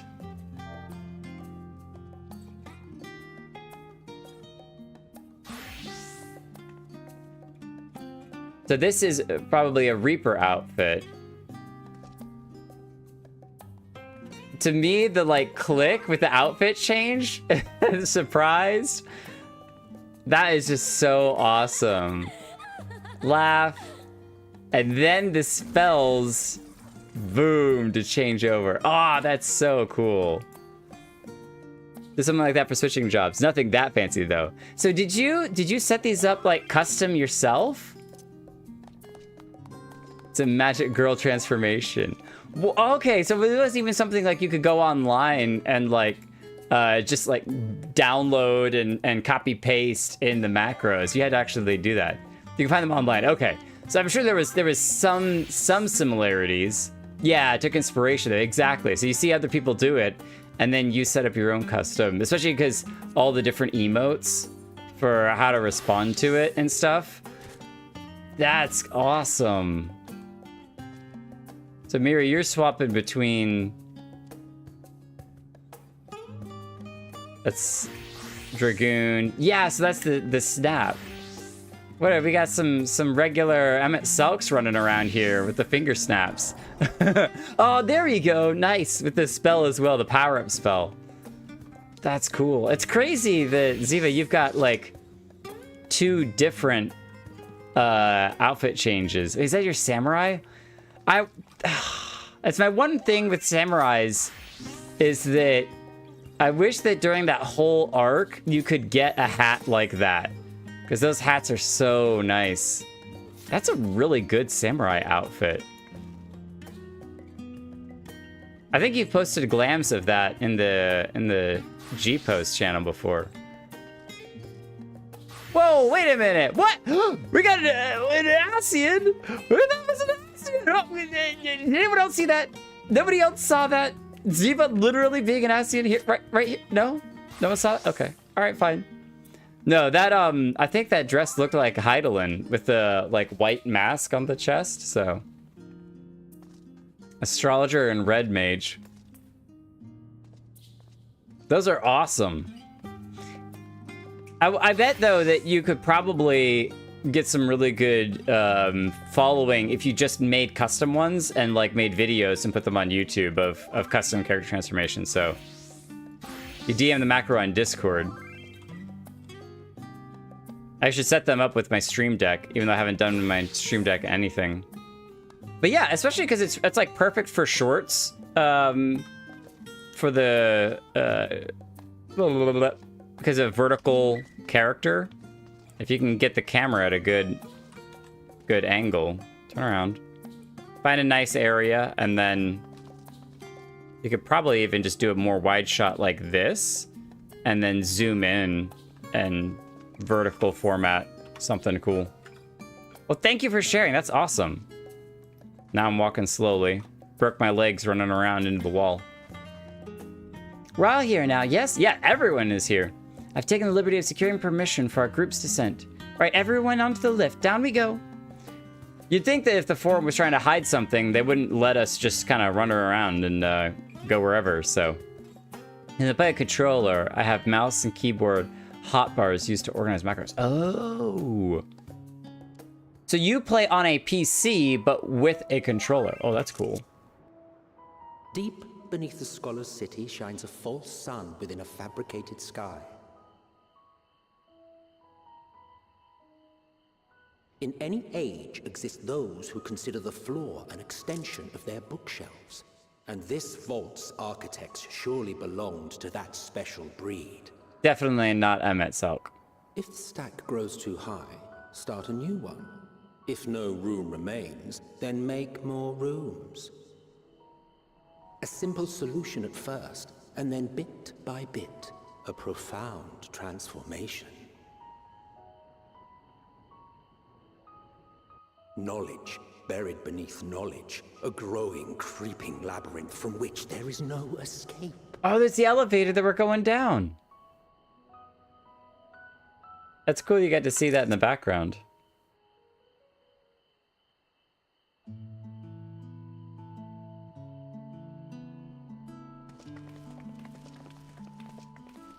Wanted to wish you good luck with today's stream. Maybe one day I can watch without fear of spoilers. Here, that's fine. You will get there one day.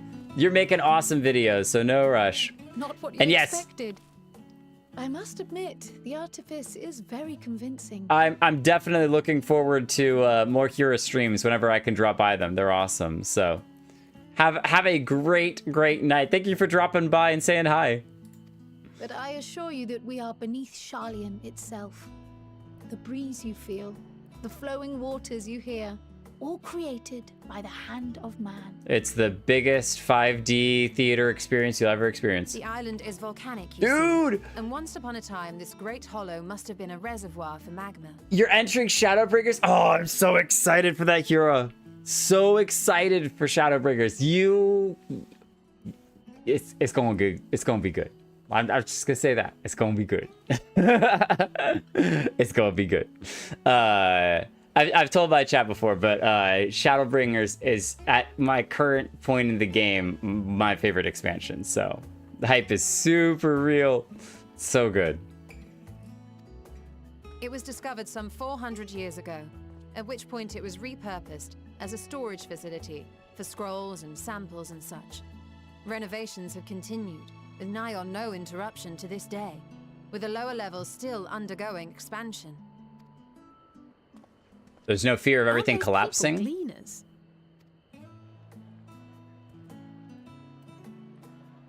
I think I would be worried about the ceiling collapsing. Aye, judging by their dress. They are said to work alone as a rule, but 'twould seem that rule is being enthusiastically broken today. It may be as you suspected, that they are engaged in a task apart from the norm. Yeah, you love my excitement, and I'm excited for your love of what's coming. Oh, that's hilarious. It feeds itself.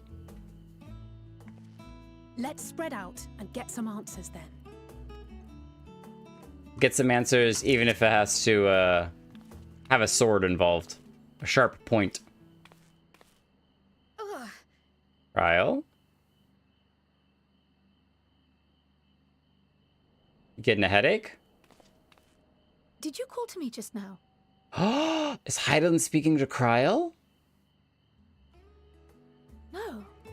How odd. I must be a bit dizzy from the descent. I'll be fine, I'm sure. Let's get to work, shall we? Oh. Oh.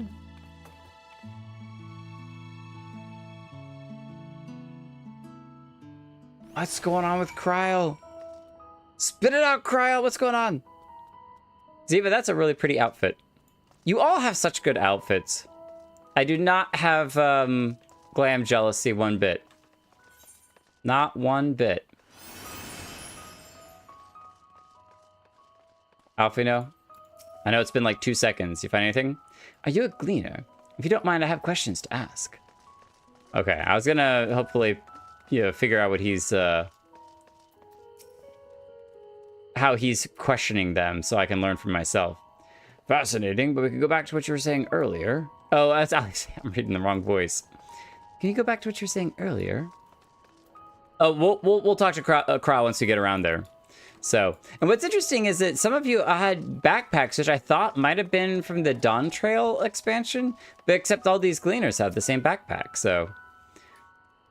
You here are to help or give me headaches, because you don't have the look of a gleaner, and I'm in no mood for idle chatter. One of my colleagues was so exhausted he took a tumble and crashed into a pile of crates. Now I have a pack of marmots running loose. Your exchange with Erenville has taught you about exhausted gleaners. This is, we're picking up our tidbits of information. No, like Junior says. I only just started as a gleaner, so I don't mind handling menial chores. Any experience is good experience, right? I'll do whatever it takes so that one day they'll trust me with those veteran requests that take you all over the world. It does sound like a really cool job to learn about the world. And you get to travel and find a bunch of cool stuff. These these are literally the loot hogs of the world. They just go around collecting loot everywhere. Let me think. The Rhea seeds should be item 1058. Human seeds, the 1059. Snurble-berry, 1060. Or were they 1061? Ah, my head feels like it's stuffed with mocha grass. Why, more loads to take out than carry in? Why do all this at once and risk mixing it up? What if someone mistakes the Kurthian carrots for the Gir Abanian carrots? What then? Chaos! Absolute chaos! Bun Boy? What's so special about Bun Boy, huh? What's so special about Bun Boy? Kryl? Kryl, you okay? Oh, that was new for Endwalker? Oh! First Bun Boy we meet in MSQ. Oh, okay, that's fair. See, that's more the response that I was looking for. All right, Tala? That's the response I was expecting. All you thirsty, thirsty players. Most of those gathered here appear to be gleaners. Why don't you wander around and try making small talk? Oh. / comfort. It's okay, Kryl. Don't push yourself too hard, all right? Dobbin is bobbin. You want to know what I'm doing? I'm hauling books and ore and fauna. And if it needs hauling, I haul it. Every decade or so, they stock the labyrinthos. You know, sort and tidy up the inventory. Never seen an operation like this before, though. They just did one a few summers ago, even. Then, with no warning at all, this mess gets dropped in our laps. Orders from on high. Darned if I know the reason. Could be that they're changing the layout, eh? Preparing for the next big expansion? Big expansion? The Endwalker expansion? Alright, Kryl, I got some news to share. This is definitely uncommon activities. What tales did the Gleaners have to tell? Well, there is currently a huge operation with lots of inventory. Much cargo is coming in, and people are falling asleep because they're exhausted from being overworked. So this grand operation began without warning, and for every item they bring in, they're sending more inventory somewhere else. That would explain the haggard faces I've been seeing. We were right, the Forum is definitely up to something, and they're turning Labyrinthos upside down in the process. Yeah, but what does that have to do with the Forum? What does that have to do with... what? We would do well to learn more of what, specifically, the Gleaners are being tasked to do, as well as who has tasked them to do it. If you're game, Jake, I have an idea. Am I gonna pretend to be... Oh, I like that we got on one knee. That's so great.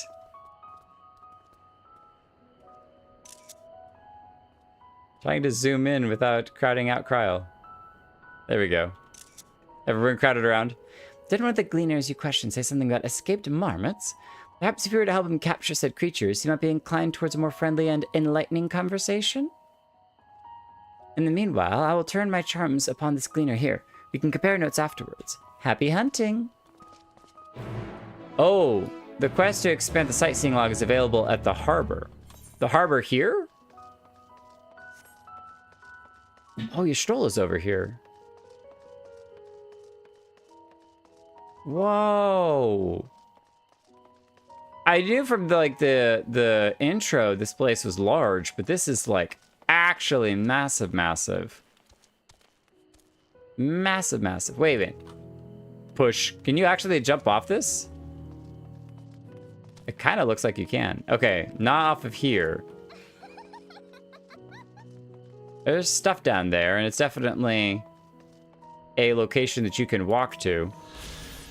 I'm not shirking my duties. I've not been down here in an age and wish to get my bearings before I went bubbling about. From what I can see, however, there is not obviously out of place. It seems we shall have to resort to discreet inquiries, as usual. Alright, let's go slap some marmots around. The dock's in Old Char Lane. Okay. Let's see how many of those we can unlock during MSQ. You got marmots running around? You wish to help me find the marmots? I have nothing suitable to pay you for your first services, but if you're offering out of the goodness of your heart, I'd welcome the assistance. Sure, we got this. We haven't whacked anything in a minute anyway. The name is Erenville, friend. Specialist in the collection of live specimens.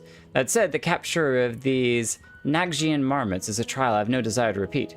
Grizzled mice, they call them. For mercy, there are no other marmot species on this tier at present, so there should be no mistaking our little fugitives.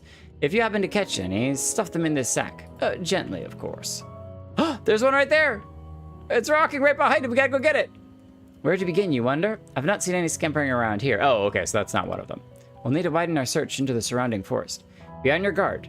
There are beasts out there that won't hesitate to prey on the marmot or you. Wait, what? I'll search the trees to the west. The eastern part of the forest is all yours. Good luck. Why do you have monsters loose down here? Like, isn't the point of this place to be like you have control over everything and that you literally just have trolls running around? You got Lala's riding on trolls running around. Yeah, that's not very good. Oh, I bet you brought up the lookout thing because that's probably a lookout location. I would wager a guess. Hi, troll. You look like a troll too. Oh, how fancy. Shiny. Almost look like something you could click on.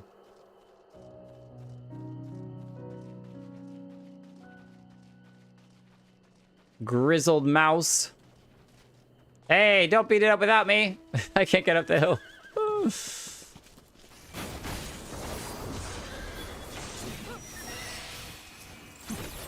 Hunting coyotes.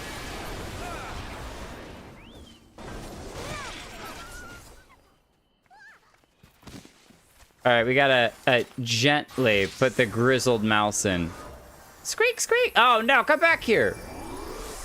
Barely have you readied this sack when the grizzled mouse scampers off into the underbrush. What? Get back here. Where did you run off to? You gotta go beat him up again? Not hiding in the rocks, it seems.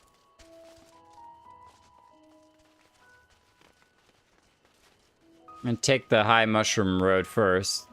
Give us vantage to see. Oh, but Lalaki was able to get on a mount, so clearly this is an area that you can mount up at. That means that there are probably ether currents around. It's, again, super unfortunate that there's no way to actually find any ether currents. It's just really unfortunate. Uh-oh, uh-oh. What is this music? You gonna run off again? Get in the bag. Easy, mouse. Easy. Ah! The rodent nimbly evades your grasp before once more disappearing into the trees.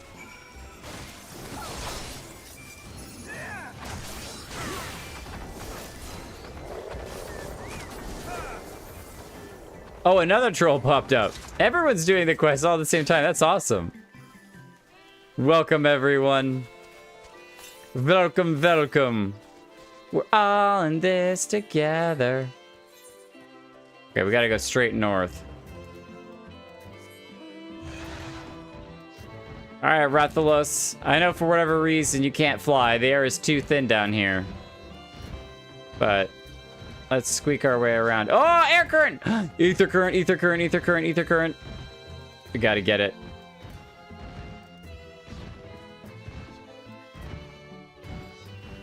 We climb the rocks.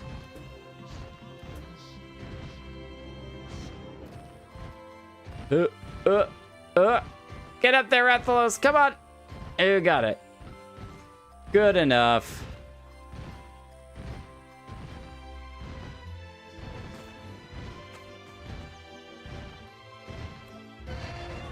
Okay, do you mind?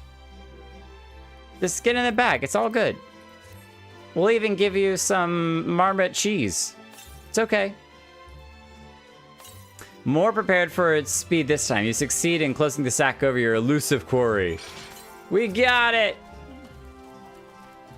And we also gotta save Lalaki!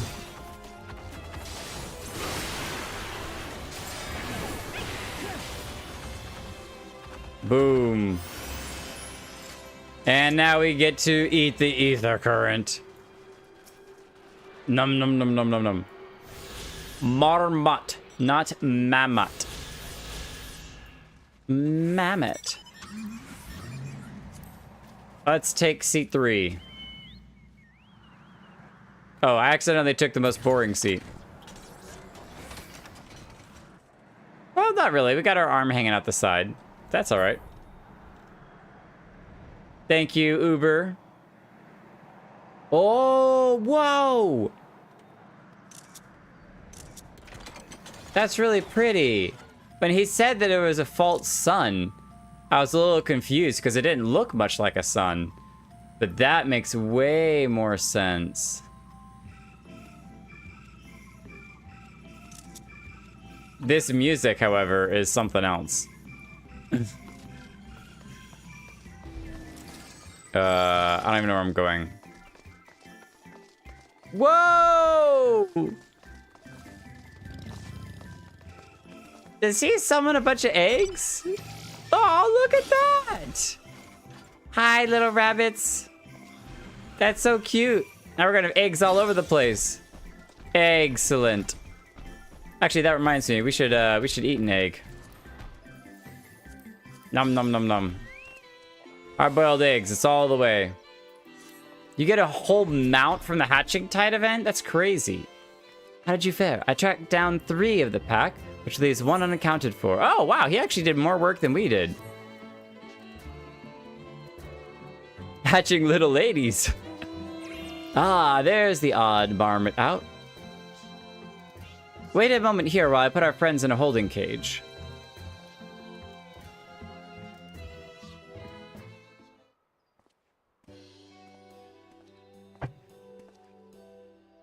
Thankfully, the marmots seem to be unharmed. They've held up quite well in isolation, but it's much too soon to release them into the habitat. It's a good thing we were able to recapture them so swiftly. You have my thanks. Yeah, who tasked you to capture them in the first place? That's definitely more of what we want to know first. Why, the authority in charge of Labyrinthos, now and in perpetuity. The same officials who've had us working day and night of late, the honorable members of the Forum. Who else? Suitable for the consumption and easy to breed. Those are the 2 conditions I was given for the stock I was instructed to procure. Now, I don't know what the Forum has planned for these creatures, but at the very least, I doubt they'll be served for dinner today or tomorrow. See, I think they're building up resources. They're bunkering down. There you are, Jake. This is the gleaner you mentioned? The one who was looking for the lost marmots? Yeah, the bun boy. Interesting company you keep, friend. Who are you folk anyway? I'm Kryl of the Students of Baldessian, and these others are my associates. Truth be told, the Forum's decisions of late have not sat entirely well with us. That is why we made the descent into Labyrinthos. We hope that by seeing those decisions put into action, we might fully understand their reasoning. Smooth words, Kryl. Wise and practical. Never hurts to try to gain a broader perspective, does it? I mean, that's only a half-truth. Anyway, duty calls. Other animals to capture and enclosures to empty. Once again, I'm sorry I can't offer you more for your services. Well, before you go, we have a quick question. No? Oh, okay. All right. Later. Did you learn anything new from your friend there? That it needed to be easily breedable and consumable. So we've confirmed that the order of this ambitious operation did indeed come from the Forum. However, the Gleaners have not been informed of its purpose. I'd say that fits with everything we've heard thus far. We've also discovered that when the operation was begun, the Forum contracted the Gleaners Guild ship and put their people to this great work some 4 days after the Telophoroi made their chilling declaration. As seasoned travelers, the Gleaner keep abreast of news from every corner of the world out of necessity. Thus I'm inclined to trust that their calendar of events is accurate. Altogether, it gives a distinct impression that this undertaking was a sudden and unexpected development. Yet I find it hard to believe that such a comprehensive restructuring of Labyrinthos and its archives could have been planned in so brief a window. Nay, this plan was long in the making. They were but awaiting the right time to put it into effect. And the Telophoroi's declarations was what set it all in motion? It seems likely, but let's not leap to conclusions just yet. For the moment, I suggest we conduct a wider investigation of Labyrinthos. The more facilities we visit, the more pieces of the puzzle we stand to find.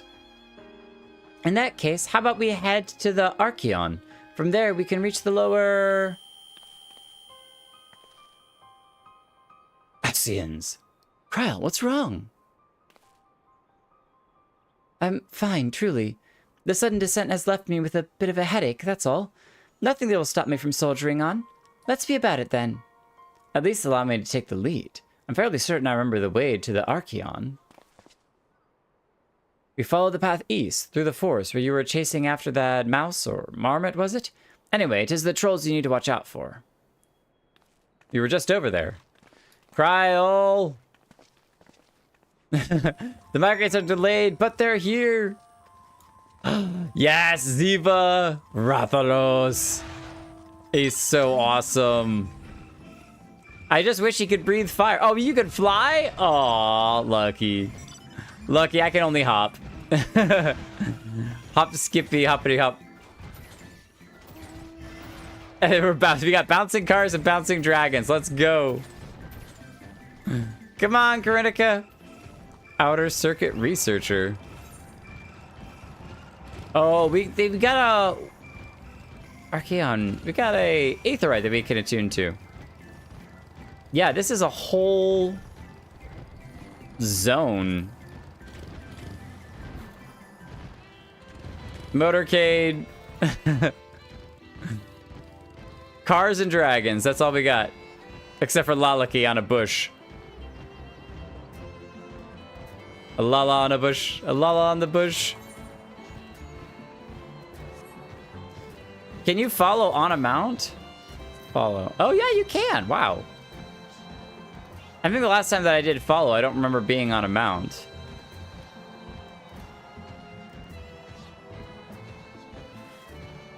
No longer following a target. Kryl, are you okay? Don't worry about me. I'm hale and healthy. In fact, I'm beginning to suspect that... Nay, let's discuss this later. The investigation demands our undivided attention. I don't like this. I don't like this. You're okay, Kryl? That's right, Lavava. No, ma'am. Behold, the Archeon. As Numenon serves as Charlane's literary archive, so does this structure house the city's wealth of material data. The architecture, too, is similar. This building you see is merely the upper entrance, an access point to the vaults carved into the cliffside itself. Within these vast rooms are stored countless samples and specimens, as well as the detailed records which describe them. In a manner of speaking, the Archeon contains a physical history of Charlane's unwavering dedication to the accumulation of knowledge. Level up? Not that we need it. I think we're okay on levels right now. Labyrinth Narbrui. Yeah, they're just letting these things just run around wild out here.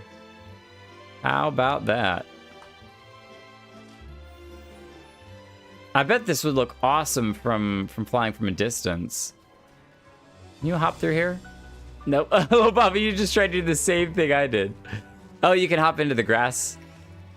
We shouldn't dirty their, or go stamping through their plants probably. I got my birthday present in the mail yesterday. It was volume 3 of an encyclopedia of Orzia. Whoa, that's cool. Do you have the other two, or did you just get the third encyclopedia? The third volume. You only got the third one. Well, we won't learn anything of value standing out here. Let's proceed into the main building and speak with the custodian. This is how we get the hat, which I totally forgot about. I was only caring about the main armor because we rarely wear hats. Borggen. Don't listen to the Borg. We should probably attune to this thing before I forget and we run off. Oh, we gotta get our feet wet? Can we attune from a distance? Oh, we can. Nice, you can float, lean out over the stones. And Harsh just runs in, soaking the boots. No, we dropped down. Hang on, we got parkour this thing. No. Ah, I haven't done a jumping challenge in a minute, so. Switch to Vieira to never get to wear a hat. No, what? How the heck? Clearly, I am rusty on my jumping skills. Where's Hira? There we go. Yeah, they literally made it so it was intentional for you to be able to jump up here. Nope. There we go.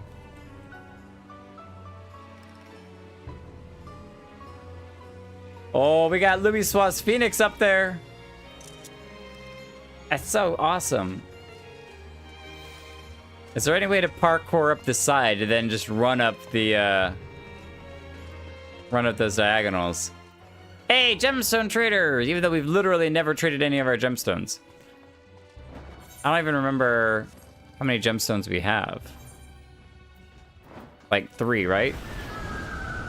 Oh, 178. We got some. We actually do have that same mount too. That was from an event, right?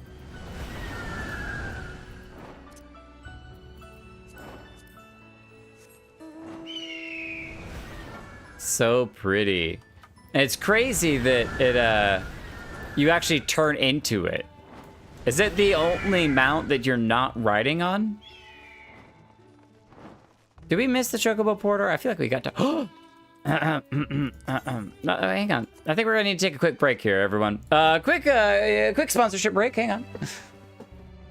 Spot triple triad. I can use the cards I stored here. Oh, only one. We only have to win one, so we're good. I'm gonna actually use my fancy deck 4. 3 open. Oh, I hate same. Okay. That's fine.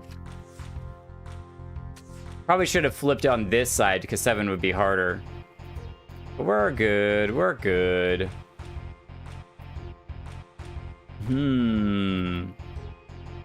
If we flip, A won't get flipped very easily. So we can do that. That's fine. Food break. All right. I'm going to put this one in the corner because I think we can still get that middle one pretty easily. Yep. But we don't need to. We can get that one. We win by a landslide. Oh, come on now. Okay, best out of 3. Give me it this time. We'll go faster. They don't have that high of cards, so. Tokapachi. Let's do 8 up. Oh, 6 would have been really good there, actually. Let's do you in the corner over here. Double flip.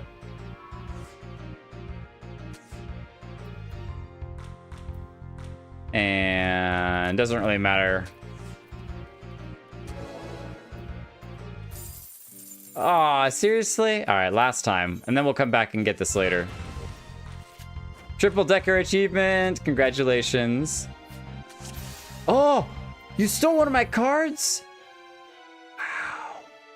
Wow. Wow. How rude. Oh, they're gonna use that card. Oh, what? You didn't even... Okay, I thought you were gonna flip my own back. There you go.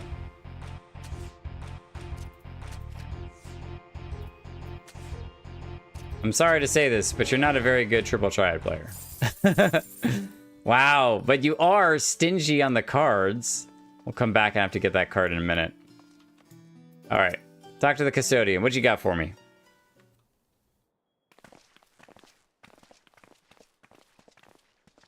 I bet her migraines are nothing. They're a side quest that the writers totally forgot about. We're here to peruse the Archeon's vaults. Peruse? You're clearly not gleaners, then. Might I ask your affiliation? You belong to the students of Baldessian, but is that relevant? I was given to believe that the vaults, those open to the public at least, were, well, open to the public. Nothing's bad gonna happen. Krinika said so multiple times. Ordinarily, yes, that would be the case. At present, however, access is restricted. Only persons directly involved with the reorganization efforts are permitted to enter. Not us, then. I suppose we had better move along to another facility? This building has a lift which connects to the middle tier, yes? Might we at least make use of that? Wow. That service has also been suspended, I'm afraid. For the time being, priority has been given over to the convenience of inventory. What? So this is as far as we can go? Apologies for the inconvenience. Please come again after our restructuring operation is concluded, which could take months. By that time, it'll be too late. And we were so close to getting answers. We need to rethink our approach. Let us step outside for a moment, shall we?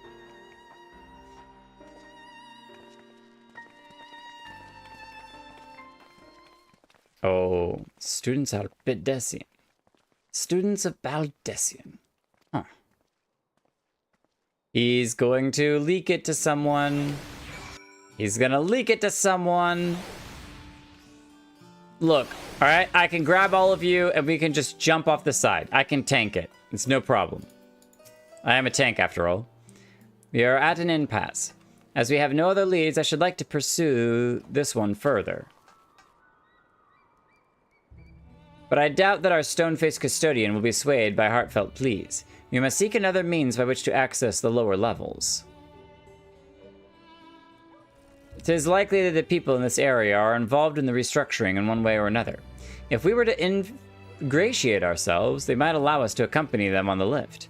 Let us ask around. Surely someone is in need of a few strong backs to lighten the load. Especially when people are like passing out from all of the work. I'm sure they'd be super grateful to have an extra pair of hands.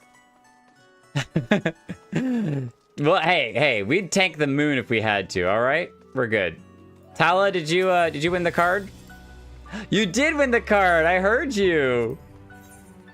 Congratulations. Very good.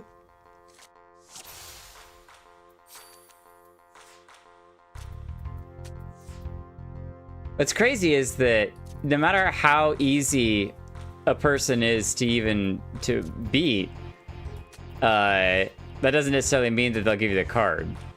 Like, we won one of those last rounds literally by a full sweep of blue. There was 0 red cards, and they still didn't give us the card.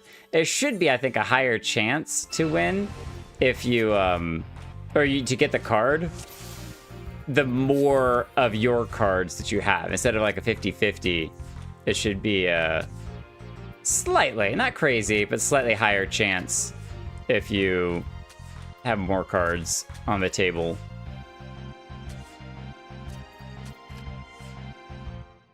Yes! Full sweep of blue. All right, last one. I really will. I will do the triple triad post stream. I don't want to spend the whole stream doing nothing but trying to win this one stinking card. It's not even that hard. Miri got it. Good job.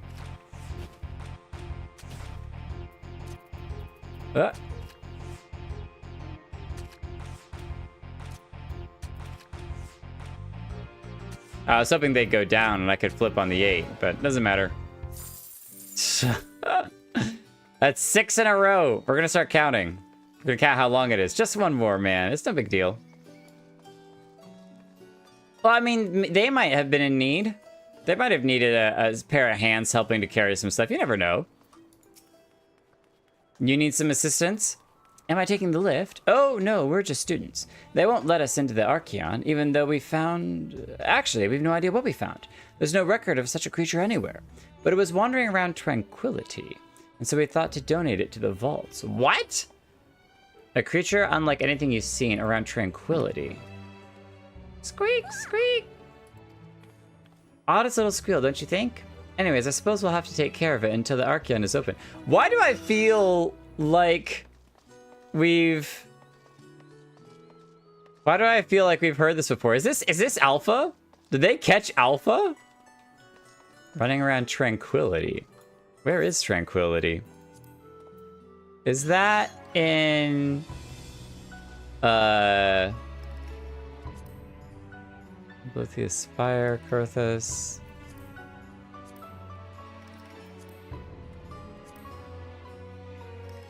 Hang on, I bet we could go to teleport. Tail Feather, next Trine Zenith. Siltide. Little Laran. It's one of the subdivisions in Charlemagne. Oh, it's just one of the subdivisions here? What? So they found it literally here. Is this the yellow, is this a yellow carbuncle? Did they catch the yellow carbuncle? Is it running around again? Let's check the chocobo keep. Okay. We did get it earlier. We're good there.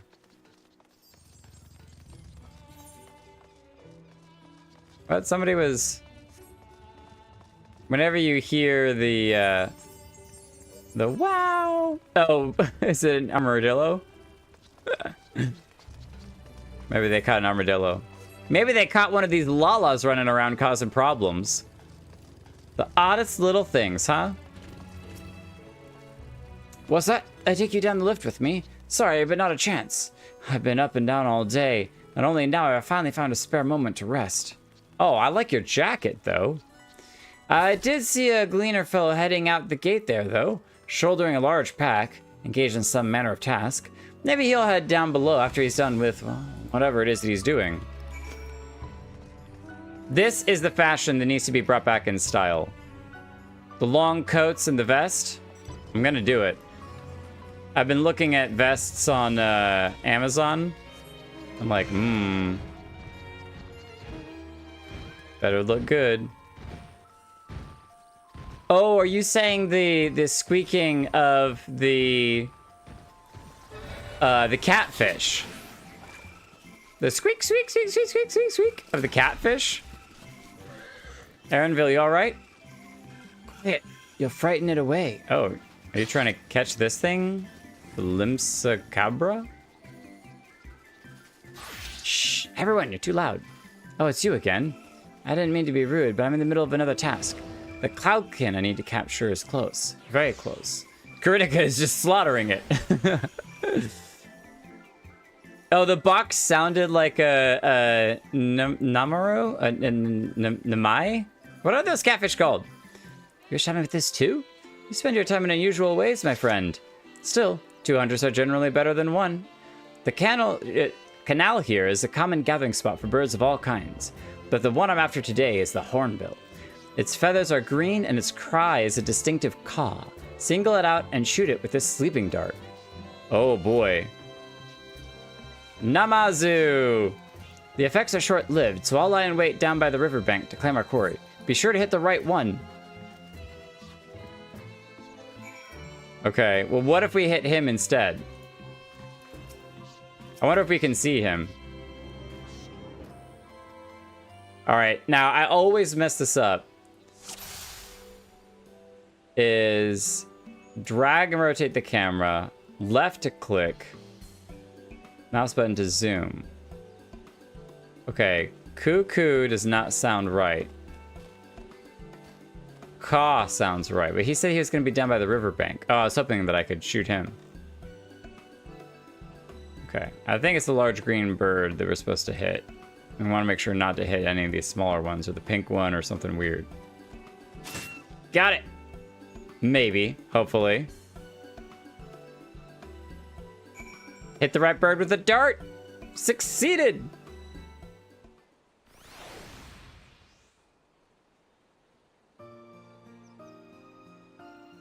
It's taking a little nap.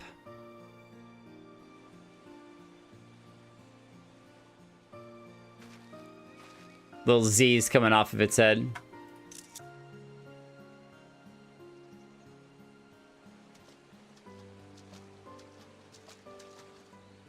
A fair shot. Oh, I like his voice. Nicely done. Let me truss this one up and I'll make my way over to you.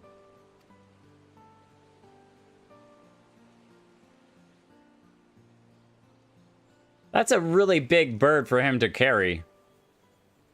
But I guess we were, you know, he was seen carrying a big package. There you are. Any new revelations? Then I'm a pretty good shot with a blow dart, thanks to everything that we did during, So you met with that gleaner again, this time to capture a hornbill. yeah, shoot a hornbill. I understand catching and bringing in creatures from the outside, but what's the point of chasing after ones already here? Oh, it's a simple thing, really. Really? Occasionally, we remove specimens no longer needed for study, or those we've had difficulty raising. But we can't simply turn them loose. Safely returning such creatures to their native habitats is another facet of a cleaner's duties. But not in this case, I'm afraid. I've been asked to bring the bird below. What does that mean? To new The areas. restricted section in the lower levels of Labyrinthos. Open only to a select few researchers handpicked by the Forum. The projects down there are the subject of rumor and hearsay. Forbidden magics. Advanced technologies that can never be allowed to fall into outside hands. Even Archons are not privy to the truth. Oh. Those who are, the researchers involved in this secretive work, are not permitted to walk freely in the city, and are instead required to live in isolated quarters. We're breaking in. What could a facility subject to such strict security protocols possibly need with a hornbill? An experiment? Possibly. I wasn't afforded an explanation. Your job isn't to ask But questions. judging by the requisition list given to me and my colleagues, I doubt it's for any kind of advanced research. I'd be more inclined to believe we were making preparations to migrate to the south. Mericidia or thereabouts. Oh, they're planning on leaving. What? Why would you say that? Much of the flora and fauna we were asked to procure could serve as reliable sources of sustenance. They're comparatively hardy species too, able to endure harsh climates. And among them are specimens known to be effective in improving soil quality and purifying water. When you put it that way, migration does sound like a reasonable assumption. They're running away. That's all it is, though. An assumption. Through our tasks, we gleaners glimpse only bits and pieces of the Forum's plans. Our prime concern is that our requisitions, be they living or otherwise, are properly preserved for the knowledge of future generations. Now, I really must be going. I regret that I cannot reward you as you deserve. Oh, we don't need a reward. The information was helpful enough. Perhaps you might reward us after a fashion then. It is imperative that we reach the lower levels. And seeing as you are already set to descend with your assigned cargo, mayhap we could accompany you as your assistants. But we did assist him, but I'm afraid that won't be possible. you can just throw us in the Once the backpack. animals have been prepared for transport, we send them down separately via the lift. I will, of course, follow after to make my report, but I can hardly pass you off as porters when there's nothing left to carry. Well, then send us as animals. Throw us in a box. Indeed. Pray forget I said anything. No, there's still a way. We can do it. How Put do us you in the feel box. about climbing? Oh, If you've strength and the courage to Be right brave there. it, then there is another way down. This path leads to the 33rd facet, a mine shaft excavated during one of our expansions of Labyrinthos. Oh. While I cannot guarantee that the passage is safe to traverse, it should provide access to the medial circuit below. I never even knew such a place existed. Thank you. This is the perfect solution. I feel like that's going to be a duty. You're quite welcome, but consider yourselves warned. If the going proves too treacherous, you'd do well to turn back. I bid you good day. I love that they all carry just an extra set of boots. It never hurts to have an extra pair of boots when you need it. Well, turning back is hardly an option, not when we've come this far. Let's go and take a look at this mine shaft. Minecraft? I have enough experience digging around in Minecraft to know how to handle myself in a mine shaft. As long as no creepers pop up, we'll be fine. We got ourselves an iron shield. No diamond sword, but that's okay. I don't know, with the black design of our sword, it's almost like we have an obsidian weapon. Not that obsidian weapons exist in vanilla. The hatching canal. Critic, you just appeared out of nowhere. You just showed up.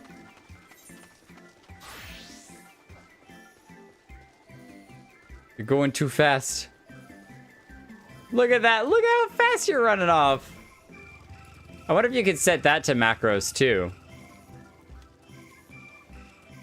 Super speed everywhere.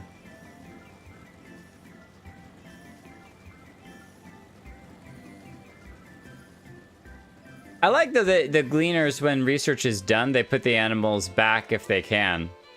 That's kind of cool. It was kind of interesting. It's like, do they just kill them if they've all been here for too long? This must be the entrance to the mine shaft. 'Tis faint, but I hear something moving within. Creatures homed there by the researchers, you think? Well, slabbering beasts aside, we need to watch our footing. We should tighten our straps and such before we could continue. All right. Tighten the straps. We got going on. Let's go ahead and actually pop this and see what's inside real quick. If we can even wear it. Equip. Oh. That is terrible. Without the visor, isn't nearly as bad, but that's still pretty terrible. Looks like a British police officer's helmet. No, thank you.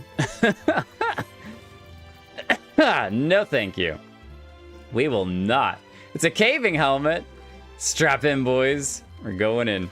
Actually, before we go in, though, how many pairs of boots? Oh, we got way too many. Actually, we don't have as many as I was expecting. I must have cleared it out semi recently. I thought we had way more than this. At one point, basically every single slot of every single armory chest space was filled. It was insane. We gotta clean out the weapons, because look at this thing. It's packed. Absolutely jam-packed.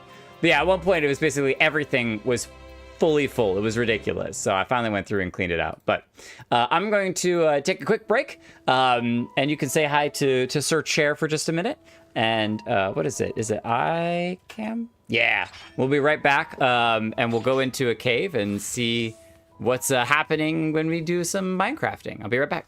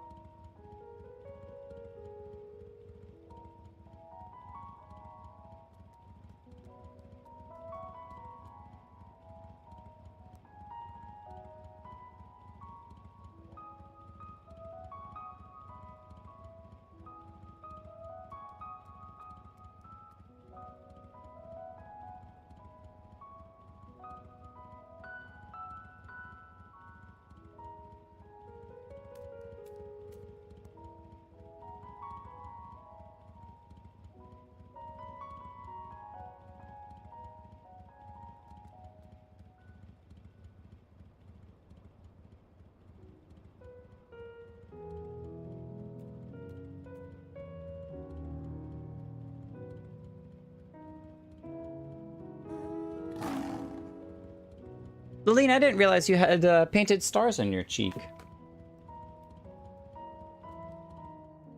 And someone's got Tiny Garsora. Midgarsora? Midgarsormer? Tiny Garsormer? And then, yeah, see, you got tiny, small, medium, and large. All right, we're gonna go into the cave. It's caving time.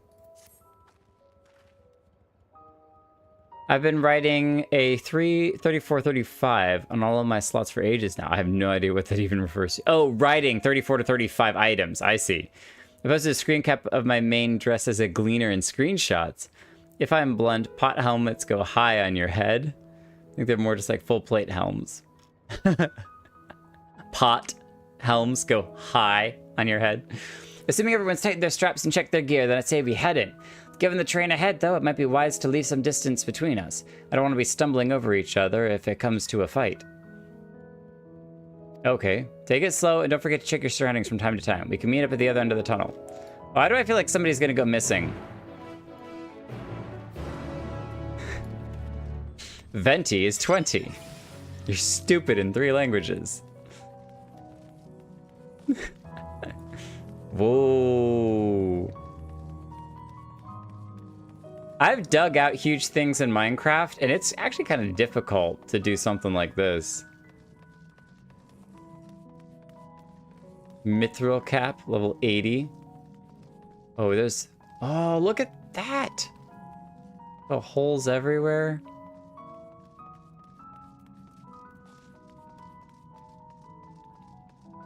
So, when asked about making this zone, the developers were just like, make it large. Make it very, very, very large.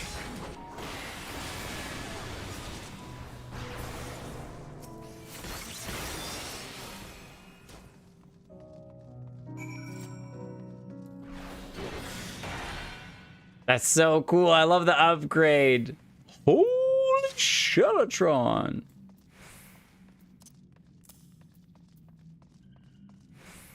We're gonna see if we can skip this guy. We don't need to kill all of their specimens unless absolutely necessary. Oh, well, absolutely necessary it is. You did something that's in Terraria. I suppose in Terraria you probably can mine faster than in Minecraft, but I played a little bit of Terraria. We beat the Wall of Flesh after many, many, many times. And my favorite weapon was I got a really, really high level yo-yo, and it was awesome. Bam. You all nuked those things. Look at these. Oh, there's a shortcut we could have gone. We didn't have to go around this long way. What are we doing?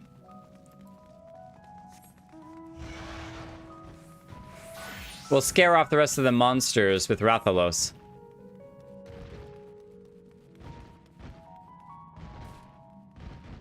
Terraria is fun. It's got some cool items, too. We made it to the end, except we're missing someone. Aren't we? No? Are we not missing someone? Everyone seems to have made it through without incident. Nothing of consequence, at least. And, as promised, the tunnel has delivered us into the medial circuit. Like, yeah, like medial circuit. As I recall, this tier is where they keep a wide variety of samples for agricultural production. If Aaronville's assumption holds true, that specimens are being collected in preparation for a great migration, then we should see evidence of such plans in the area's research projects. Let's follow the path to the nearest farming facility and see what we see.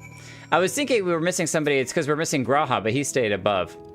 That mineshaft was infested with mithril caps. Some sort of research project, I wonder? I suppose they are a most unusual creature. Why did they develop such long limbs and all they do is shuffle about narrow tunnels?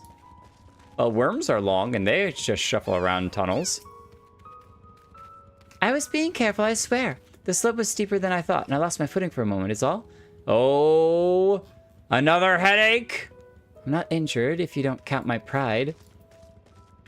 I think another headache struck her while she was climbing down. Did you know Kryle almost took a tumble back there? She can't possibly still be dizzy from the lift. Kryle? You need to admit there's something going on. Something going on. Rathalos will scare it out of you. Alright, we gotta go see what we gotta go see. We're gonna pass by Lalaki's moss friends. The moss monsters? Monsters? Hang on. To the east. I'm going. Going for it. I may have broken my legs, but it was totally worth it. Oh wait, did I go the wrong direction? No, I'm going west. Oh, I bet it was in the middle of that area. Hang on, do we go back for it? Is it in that other pathway? Because if we go this way, it should say northeast. Or am I totally crazy? I was 270.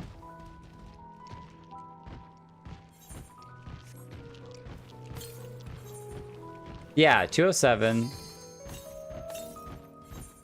177 to the northeast. Yeah, so it was the other path.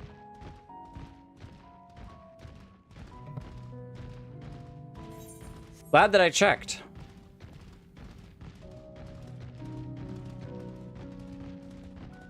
There it is, up on the other side.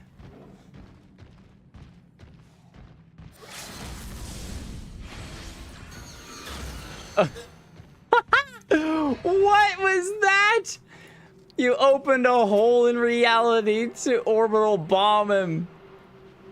That might have been a little overkill, you think? A little overkill. Oh, we can't fly yet, Rathalos, but we're getting closer. Getting closer every day. All right, so is riding on a mount faster than sprinting? I saw a spider. Nuke it just to be sure.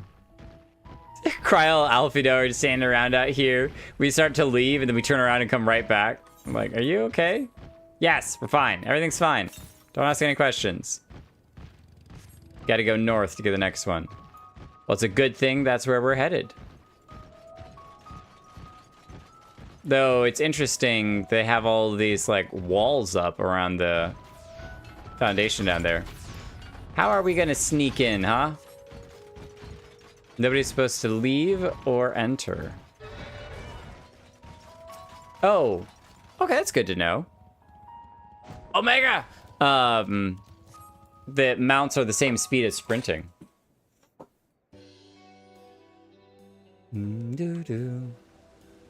Berries!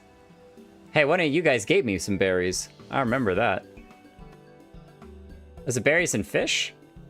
Ah, now I know where we are. This is Marial Agronomics.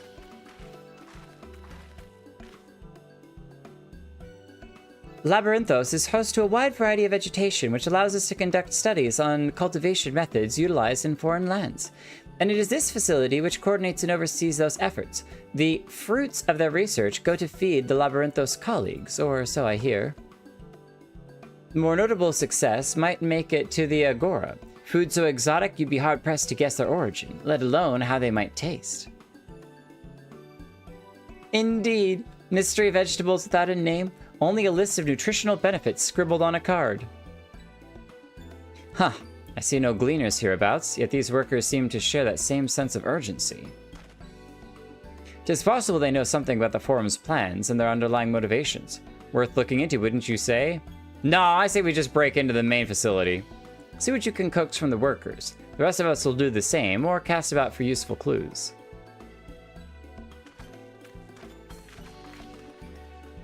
Squapes? Square grapes? Did the grape model used to be squares? A field of ripe vegetables being left to rot on the vine. Not a single picker hard at work. Clearly procuring readily available fresh food is not Forum's priority. So there's no more fruit fertilizer. Could you let them know for me? Why, certainly, Ribbit. Oh, we got frogs! We got the talking frogs! Look at how cute he is. His little staff. The grapes were bugged to be ultra low quality models. Ooh, the water wheels.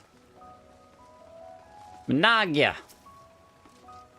Manago. We haven't talked to Manago in forever. Oh, it's not often you meet someone here who so obviously doesn't belong. Can I help you with something? What kind of place is this? Muriel Argonomics is where the finest agricultural minds gather to research plant specimens from around the realm and the methods by which to cultivate them. The plants grown here also used to feed the people working in Labyrinthos. I mean, we literally just heard this from Cryle. Fresh can be. Well, tell me about yourself. For now, at least, I'm the second most important person in this facility. Wow, we just happen to be talking to the second most important person. Now, you may think that I'm shirking my duties, but even at this very moment, I'm envisioning how we can improve our methods.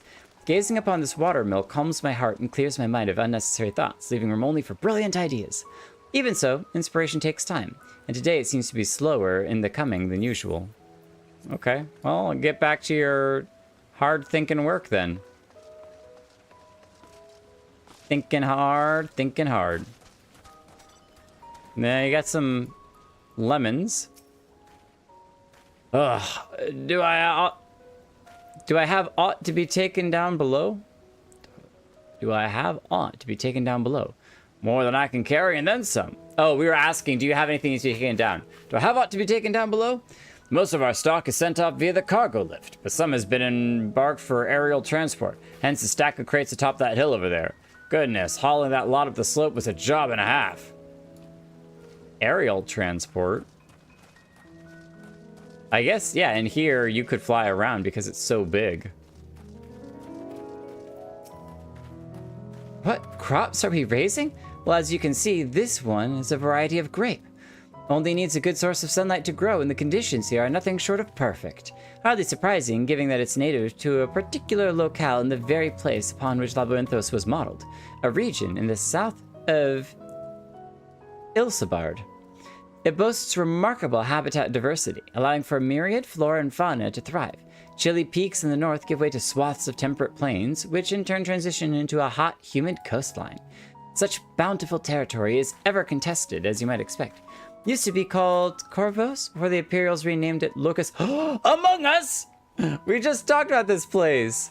The Forum saw it not as a prize, however, but as a researcher's ideal environment. Aww, maybe that's why Graha avoided coming down here, because it would remind him of home? Aww, Graha! One whose climates we strove to recreate within the confines of Labyrinthos. It since provided a rich foundation for countless experiments in cultivation. That would make sense why Graha didn't want to come down. It would remind him of home.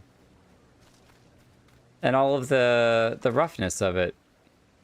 Vilekin, come straight to me. We shall not. We still gotta talk to somebody else. Who am I missing? Alfino, what you got? Oh, we got someone over here. Jedge. I'm pretty sure that when they come up with names, we literally just, like, mash letters into a generator. Well, hello there. We weren't expecting visitors. Not with the use of the lift being restricted. Oh, did you make it down here anyway? It is of no consequence. Some say the dark side powers are unnatural. The mine shaft, you say? Well, you're a much hardier soul than I. Under normal circumstances, I'd reward such tenacity with a guided tour of the fields, but I'm afraid the Forum has us filling order lists a mile long. Massive yet detailed requests. Literally wagon loads of crop samples and hardly any time to put them together. When I first heard of this grand reorganization, I assumed we would be shuffling around old stock to make room for the new. Then came the orders for ridiculous quantities of seeds we've already thoroughly researched. Passing strange, eh? I pressed for an explanation and was met with vague assurances that all would be revealed in due course. Not the most satisfying of answers. Yep, they're definitely building a bunker. I am convinced. Convinced? It's true. We don't know how young Graha was, but he clearly, clearly my headcanon says that I'm right. Yashtolo? What are you looking at? The crates on the hill. The stacks of crates on the hill is going below? Sounds promising. I'll gather the others and join you there. There's a tower. Stack of crates up the hill?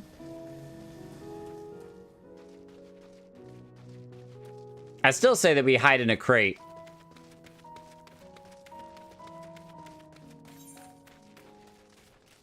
I can't believe we didn't get that triple triad card. I'm going back later and getting it. I think I've won every single game I played against them. Oh, hey! We met up with Goku again. The labels in the crates tell the story of their contents. Bundles of common seeds and saplings, accompanied by sheaves of reports.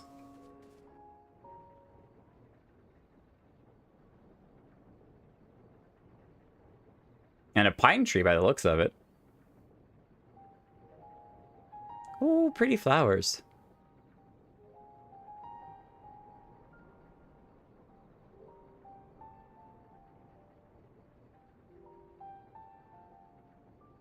Hard to look away, isn't it?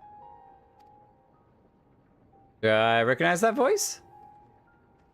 No. But they're more than pretty flowers. Heart blooms are attuned to ambient emotion. Oh. Explain yourself.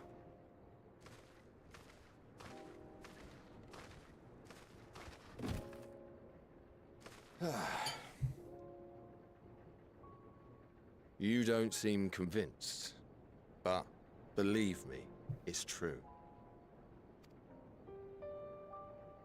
So if I feel angry, does it turn red? This ashen grey, for instance, it mirrors the anxiety and urgency of those working nearby as they rush to fulfill sudden orders.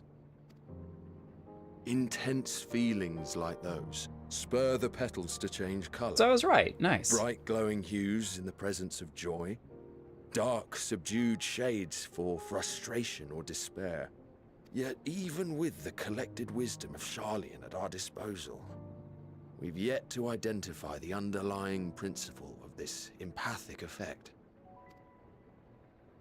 And there are other mysteries besides. Although the flower is extraordinarily long-lived, its low reproductive rate has made it difficult to find younger populations growing in the wild. With too few sightings to map its distribution, and no closely related species to track, we've been unable to pinpoint its land of origin. What's cool is that from a game development standpoint, this random person comes up and just starts dumping lore and information on you, which in most cases would be like, okay, that's kind of weird and strange and definitely not how most normal people act. However, because it's all Charlian researchers, and we've had several people that have been like, well, if you want to hear about this, I'd love to share about it. These people are passionate about what they do. And clearly he's very knowledgeable and passionate about these flowers. And so, yeah, if somebody's appreciating the flowers, he's like, let me tell you all about them. To further complicate matters, every culture, even dimly aware of its existence, has given it a different name and mythos. Our attempts to study it via the historical record have been an exercise in frustration. Is that a foreshadowing of the other names and mythos for the final days? We're looking under the wrong names? As an avid botanist myself, I should one day like to unravel the Heartbloom's secrets. But I'm afraid other duties must take precedence. I will leave you to your thoughts. No. And then off he goes.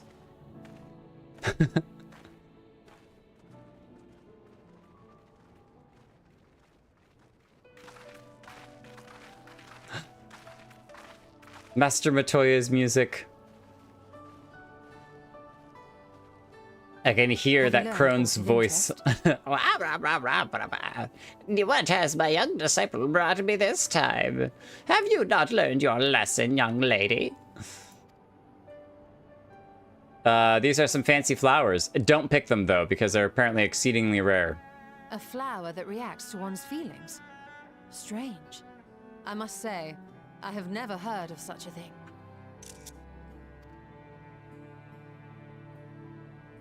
How are you feeling, Kryl? This is all very fascinating. but as it stands, we've failed to gain any significant insight into the Forum's undertaking. Indeed. While there is certainly enough activity to support Erenville's supposition that a priority has been placed on improving food production, unfortunately for our investigation, these workers were never informed as to how their duties serve the master plan. If only we could interrogate the Forum members directly. Well, I tried to do that earlier by barging in on a session, but nobody was there, so it was really lame.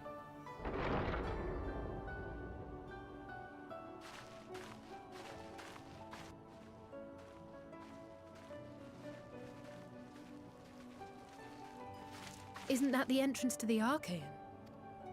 Archaean.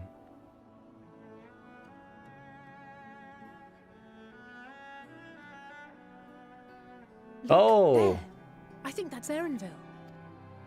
Our friend just came It's out. difficult to tell from here, but I think you're right. He did say he was coming down to make his report. Shall we go Erenville interrogate receives his him? orders from the Forum. Would it not follow, then, that the superior to whom he reports is a Forum member, or at least a close associate? You mean to eavesdrop on their conversation? What of the risks? Ours alone to bear. We won't interfere with Erenville's work, nor will he be implicated as an accomplice. If you're not comfortable taking part, I can do this alone. Well, I'm coming with. Nay. I said myself that I wished to know Father's intentions. And no answers will be forthcoming should we simply ask nicely. We can apologize later, should it come to it. Right now, we need every crumb of information we can get our hands on. Consequences be damned. Act now, apologize later. I got a question for chat. Is there ever a moment in which we've actually seen Alfino wear this hood? Has he ever worn that hood? I can't remember a single time where he's actually worn that hood. It might be best if you came along as well. In fact, we should all... Oh. Kryl.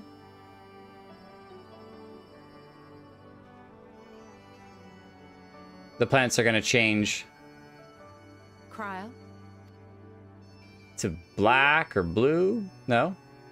Oh, yes. That certainly sounds like a plan. I'm glad you agree. Something's going on. Quickly! Erenville is on the move. We need to get closer before we lose him.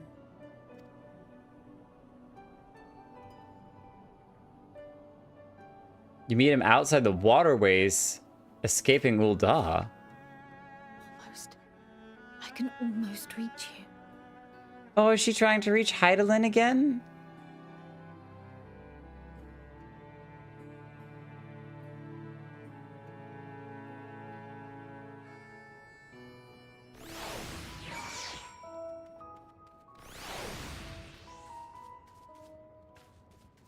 Oh, sorry. I'm getting confused here. Rewiring my brain. So he wore the hood. Alfino wore the hood to disguise himself when leaving Ul'dah. That was his original outfit, not the current one. Yeah. So I don't think he's ever worn this outfit's hood. But I do remember that way back when. Mostly because I was kind of curious on how he got his ponytail into the hood. Escaping RR. Alfino, have you ever worn your hood? It feels wrong to spy on Erenville, how far as he's been. What other choice do we have? We do what we must. Let's get after him already. We've waited too long as it is. I'm sorry. Okay, all right, you stole it. Let's go. Is Kryl still feeling unwell? I've never seen her so distracted. Keep an eye on her, but keep moving too. We cannot let our quarry slip away. Oh, we should have talked to Kryl. Okay, we're gonna decline. Kryl, you okay, girl? Forgive me, my attention has been elsewhere. We were following Erenville, weren't we?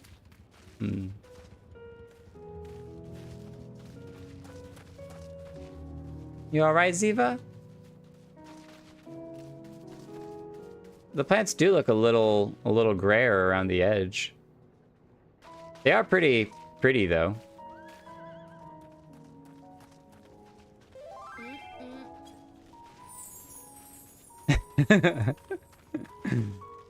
I'll come back here and circle up around it at some point. Alright. We gotta go eavesdrop. I ain't been dropping no eaves. Erenville was headed westward along the path outside of the Archaon. Come, we can still catch him. Okay, I was a little confused, but I am not as confused anymore. My confusion was that he was coming out of... Oh, there's somebody going in. Oh, who's that going in? Oh, because that's the bottom side of the same thing we were above. Yeah, see, that's part of my confusion, was that he was coming out, but a part of it kind of looked like that was where he was supposed to go in to make his report. So they were like, we should follow him. But he was kind of walking away from the building. And so I was like, well, hold on. Is he making his report in the building or is he not making his report in the building? But him coming out is because he was coming down from the lift up above, which is the whole thing we were trying to figure out how to get around. And we have gotten around it. We used the caves. The caves! We're going to talk with Kryl every opportunity we get. I can still hear it. Hear what? Hear what? Spit it out! Hi, Mamita. From India. You're in India right now? Hold on a moment. I have an idea. If memory serves, that colossal wall-like structure is the Logisticon Beta, one of Labyrinthos' climate control centers. It should have its own lifts, with which one could access the upper or lower tiers. If I were an agent of the Forum, it would make for a convenient meeting place. But even if we happen to find Erenville in the company of said agent, we cannot expect them to reveal issues of importance as we nonchalantly stroll past. Nay, we shall have to remain undetected. Only Graha and his vanish spell were here. Oh, but there are other ways of turning invisible. Glamour! Hippity hop, my little... Oh, no! No!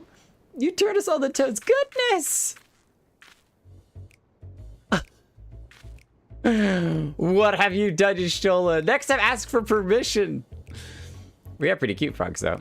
Unaccustomed to transfiguration, worry not, will wear off with the passage of time. I suggest you and your green companions hop along and catch up with Erenville. Should you feel the magic's fading, return to me and I'll refresh the enchantment. And what am I to do in the meantime? Wait here with me. In your current state of mind, you'd be as likely to leap into the jaws of a predator as you would learn anything of note. Aww, poor Kryl. Which reminds me, where are the creatures hereabouts? In that form, you are essentially defenseless. You've changed into a toad, you must remain transfigured in order to progress the quest objectives. If you will return from your transfigured status if you move too far away, look to your map for the transfiguration's area of effect, speak with your Y'shtola to reform it. I love the eyes wiggling around. So many frogs! Everybody else gonna become frogs too? I guess only those doing the quests. Alright, Frog Alfino. Look at it! This is amazing! Ribbit, ribbit, ribbit! Alfie Toad and Alitoad are now accompanying you. Keep them at your side in order to proceed with quest objectives. You can leave them behind, we don't want to. This is ridiculous. Yeah, if you had a minion, I don't think we have a frog minion. We have a Morble minion, which could be funny. And the watermelon. Let's pull out the Morble minion. There we go. Some more green creatures. I think we need a picture of everyone together. Come back! We need a picture of all the frogs.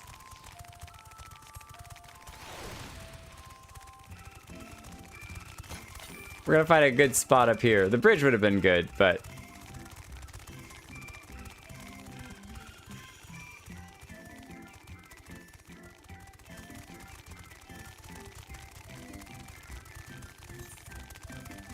there is this other bridge. Let's see if we can sneak onto this other bridge and we'll get a picture over there. Oh, that's where we're supposed to go. Okay. Well, if that's the case, then we're gonna see instead if we can sneak around this way. If this is a place where we can Jump on 2. Oh, yes. This is perfect.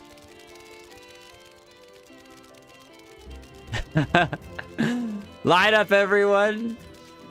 It's Frogger time. It's Karinika and her green. Lilina, you look green as ever. I love it. This is awesome. And I love that Miriam still has the warrior, the warrior glow around him. That's awesome. I don't even know what you could do as a frog. Is there emotes you can do? Can you pull off emotes?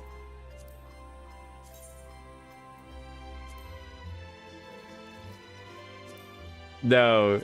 Sit on ground, visor, play dead, shiver. You can't make any faces or anything. That's awesome. All right, G-pose it. And we're actually going to turn off battle effects. There we go. I love the little horror frogs over here too. Let's get a little more light.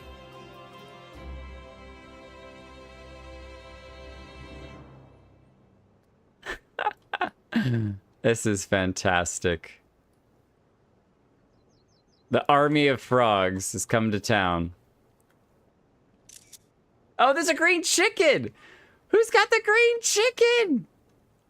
That's awesome. There's too much green. And by too much, there's never enough green. Oh, look at the weird frogs. They're sitting here menacingly. They're watching me. The little slappy noises. It's just so nasty. Squish, squish, squish, squish, squish, squish, squish. All right, everyone, we're just gonna surround Ziva. We're just gonna stare at Ziva.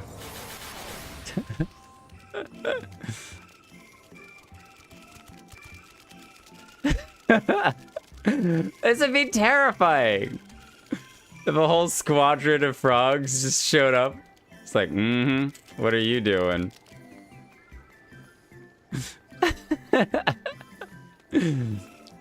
I am frog.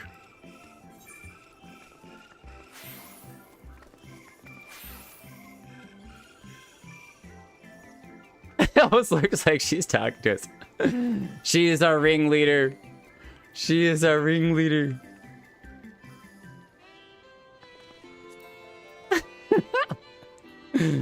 There's absolute chaos going on, and I love it.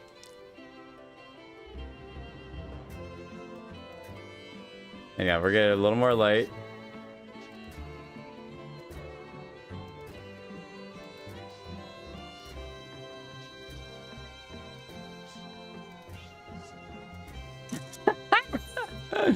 I was not expecting to be turned into a frog today. How about that?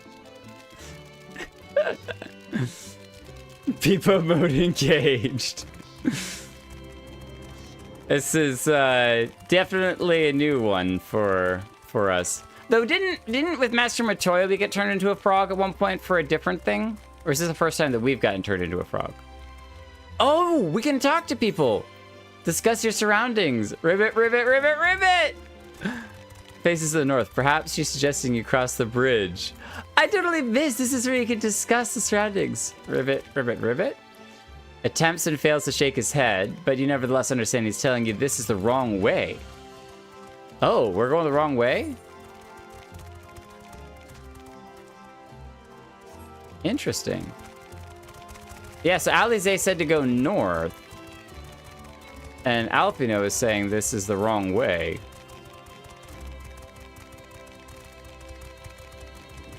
That's kind of interesting. Yeah, I went that direction just with the assumption that that was where you go because of the conversation thing, but I guess, no, we're not going there. Oh, we gotta be careful not to get eaten by this thing. No! No, no, no, no, no, no, no, no, no, no, no, no, no, no, no, no. No, no, no, no, no, no, no, no, no, no. Thank you, Karinika. Wait, were you a frog and you turned out of a frog? Did you save me, Karinika? That's so sweet of you. Uh-oh. We got your cow to deal with. I'm gonna sneak in on the edge here. You're just green? Okay. My headcanon is that, you saved us. You sacrificed your frog form to, keep us from getting eaten by the monster.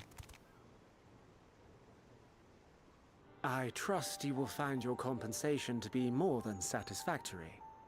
We wish to make clear that we are pleased with the efficiency and thoroughness of your work. So much so that we have come bearing new tasks in need of your competent hand. Bun Boy's not evil. There's no way.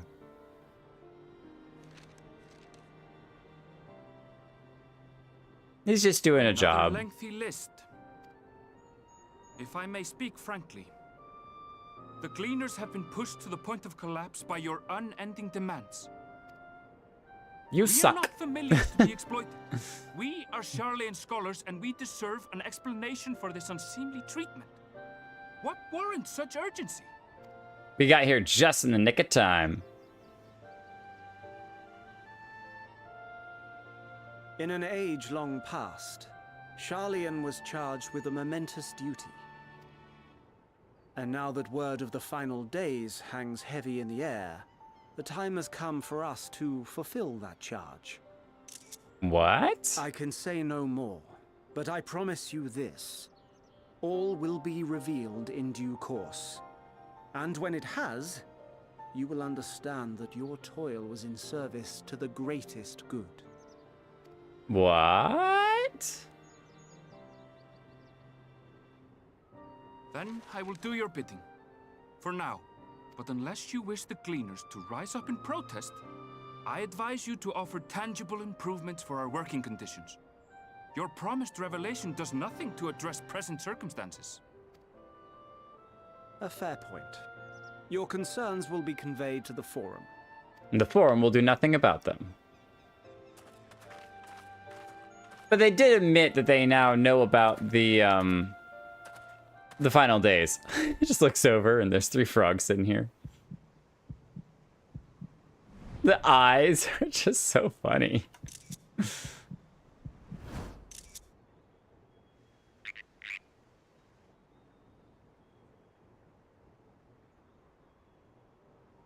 I hope that was informative. You may consider my debt to you repaid in full. He saw right through it! He saw right through it! While I do have my reservations about the Forum, I want to believe that they have our best interests at heart. Which is why I'm reassured that you're busy sniffing out the truth of things. We can ill afford to place all our eggs in one basket, this master plan of theirs, without first understanding the risks involved.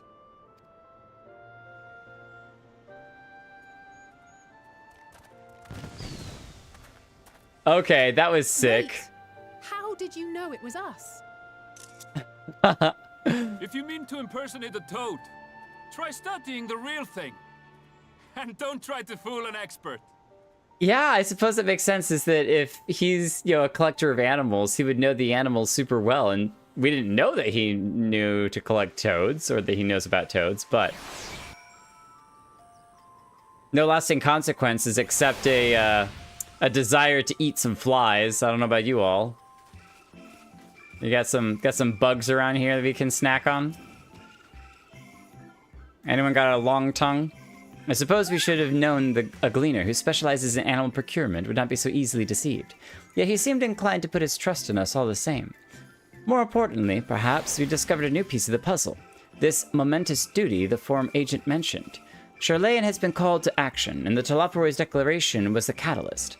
Whatever charge it is they hope to fulfill, they deem it of sufficient import to disrupt all of Labyrinthos, not to mention ignore Aurosia's request for aid. So they've been too busy dealing with their own most important judgment. I love that it looks like Alize's chilling in the car with Harsh. What duty could warrant the direct involvement of the Forum and commitment of all of its resources? Judging by what we just heard, none of the Gleamers were offered any kind of explanation. At this point, it seems abundantly clear that we'll learn nothing new by pressing them further. We should head back to Y'shtola and Krile for the moment. See what they think of this. I want to go chase that guy down and, I don't know, threaten him somehow. I've never ridden in Ziva's car. We'll take a ride. Take a ride to the Paradise City. Uber, do carry on. Oh, wait. I'm gonna hop out for a second. Southwest. No, I'm coming down here. There's an ether current this direction. We got time for cars later. Oof. Excuse me, sir. Have you seen a giant glowy green orb of wind around here somewhere? No? No one? Oh, don't let him out. Woo, gate closed just in time. Southwest. Don't tell me it's down there.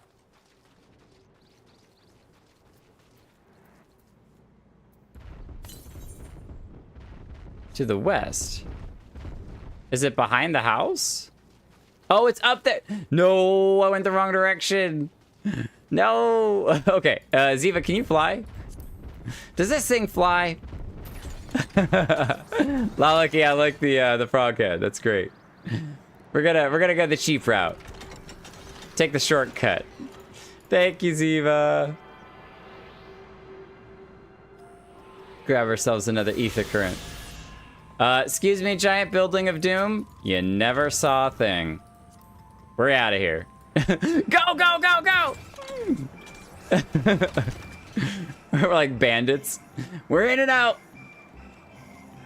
I didn't realize that this whole lower portion is like a giant moat. Between the waterfall, the water, the walls. But maybe it's also like that big circle thing. It's like a zoo with different animals in each enclosure. Wrong bridge.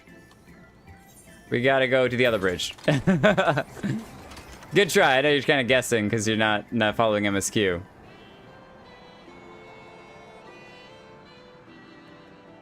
Meow.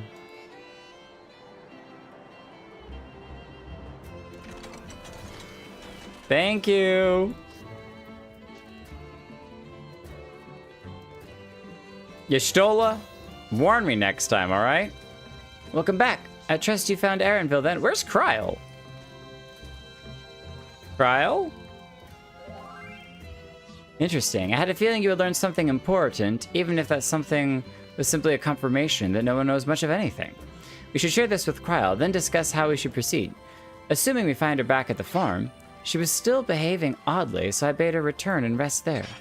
Perhaps not the best decision in hindsight. Would you mind checking near those flowers she was so entranced by?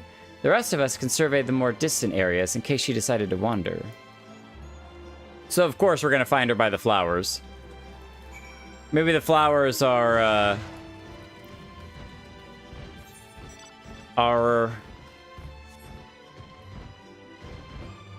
I don't know what like the connection with the flowers is, but it connects to your feelings. And isn't her echo related to emotions?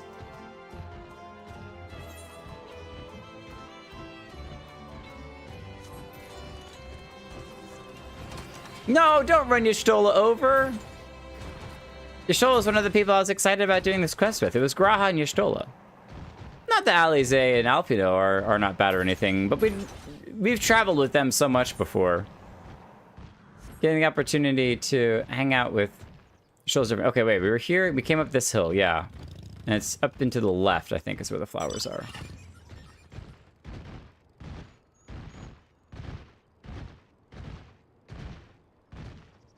Krile, you disappeared, girl. Have the flowers changed colors? They're a little bit darker now, maybe? Maybe, they're still kind of gray. Gray flowers.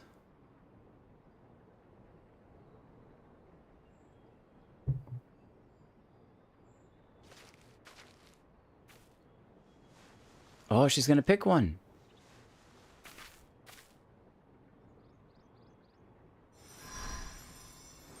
Who is it that you're trying to connect to? For you. The spell will keep it from wilting. Oh, She said you would need it for the journey ahead. Heidelin. Definitely Heidelin. Will you speak with her now? I cannot hope to match Minfilia's clarity, of course, but... What? Is she gonna channel Heidelin like Minfilia used to do? Thank you.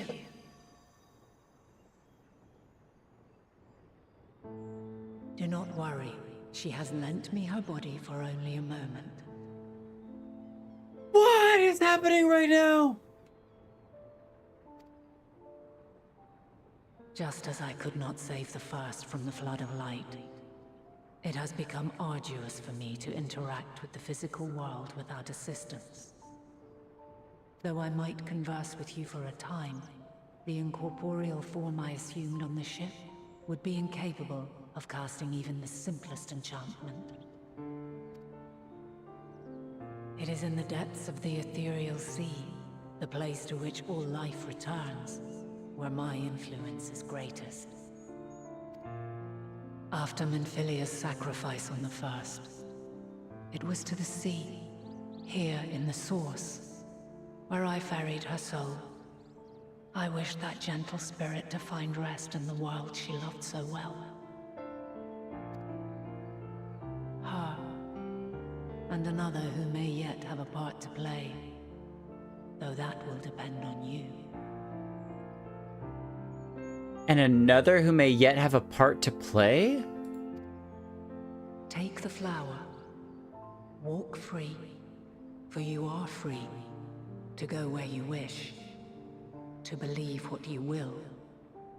Okay. So she might, when she said her, she might also be talking about Emmett Selk, who, again, also died, but we've been hearing his voice from the narrator's perspective, and so he might still have a part to play with the final days and everything. But I think a part of this is also, with her walk free, you're free to go where you wish, to believe what you will, is basically Heidelin being like, I may be a primal, but I haven't tempered you. You have free will. You have your own soul. You can do as you wish. You are not under my thrall and under my control, I think is what she's saying. Because she knows we know what she knows about her being a primal. Will be your guide, test and proof of your conviction. Your conviction? In darkness, seek joy. Surrender not to sadness, and see beyond despair. Walk free and bear the light for others to follow. This is so weird. Together, raise it aloft and let it shine till the end, blinding and radiant.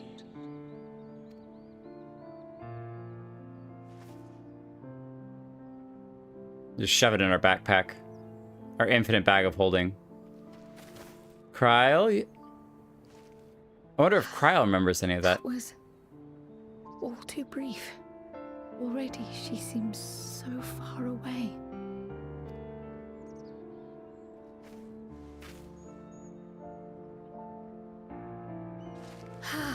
My apologies if I startled you. Ever since we began our descent into Labyrinthos, I had sensed another's will, straining to reach out. Even with my particular talents, though, I was unable to make a connection at first, so weak and tenuous it was. Once I took hold of that wispy thread. Imagine my surprise to discover it was Heidelin herself. Needless to say, it seemed wise to learn what we could before letting go. Not that she said all that much that was concrete. Her answers were more cryptic than I would have liked. Yeah, exactly. But at least she left us with a guide of sorts, that unusual flower.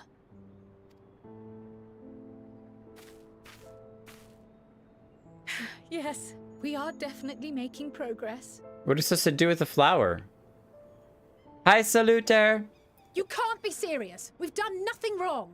Is it the flower like the compass, and then we just kind of tap it and it guides us in different directions? Uh-oh. Alize and Alfino are getting arrested. Oh, maybe we should stay hidden? Let's go hide behind the tree. Oh, it's Papa Levelure. Master Fortuno, what business has the Forum with us? Trespassing on forum Obstruction and grounds. suppression, apparently. Mistress Baldessian, our records show you facilitated the Scions' entrance into Sharlayan by claiming them as assistants for your organization. And we are. We've been assisting her greatly. We're aware of your investigations. After alerting the major institutions to the presence of potential troublemakers, we received word from an Archean custodian. Oh yeah, the guy up at the top. Operating under the auspices of the students, skulking about Labyrinthos and engaging in clandestine behavior. I take offense to that. We were not skulking about, all right? We were hopping about. Thank you very much. Clandestine? We may not have entered Sharlayan as Scions, but we did naught to conceal our identities. Our only purpose in this city is to seek the truth. I can think of no reason why our actions should warrant the Forum's intervention. 'Tis not our way to discourage the pursuit of knowledge, but the timing of such pursuits must be considered, not to mention their potential impact. Well, the main reason they don't want the end times to get out to everyone, the final days, is because they think it would send people into a panic, and that panic would cause people to overreact, and that overreaction would cause society to fall apart. So they're trying to get everything in place to have like a safety bunker before the final days happens, and they can basically be like, hey everyone, we're just gonna go underground, hide, and we're all just gonna chill here for 100 years until everything blows over. With the world in chaos, we, the true caretakers of wisdom, have committed ourselves to an undertaking that demands the utmost discretion. And we will not risk its success by turning a blind eye to disruptive foreign elements in our midst. Disruptive foreign elements. So rude. What then is to be our fate? Will you put us on a ship back to Eorzea? Well, the Forum will convene to examine your case. The results of said inquiry will determine your future in this city. Oh boy. As for your absent companion, he has already been detained. Estinian!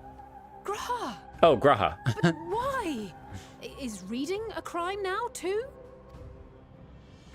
Reading is encouraged, celebrated even. Not, however, of the volumes shelved in the restricted section of the library. Oh, that's from the trailer where he snuck in and was reading the books where he wasn't supposed to be. He must have used some magic to get in there. Refusing to comply will only make matters worse. Let us instead treat this as an opportunity to open a dialogue with the Forum. Hear ye, hear ye. Silence is often one's best defense. I would advise against prolonging the proceedings with frivolous discourse. Yeah, but then we can't defend ourselves. This is not the place for debate. The rostra await. The rostra.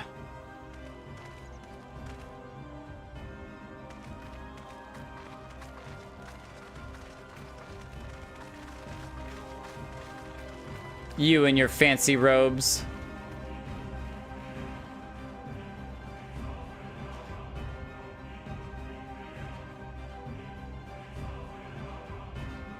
So were Heidelin's lines song lyrics?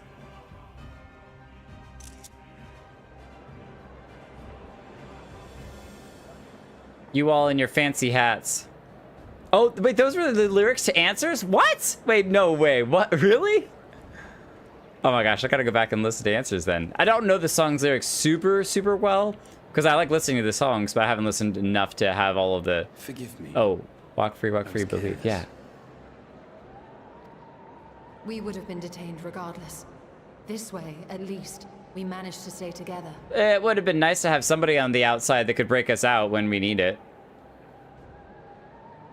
I trust your time within the Forbidden Archives was well spent.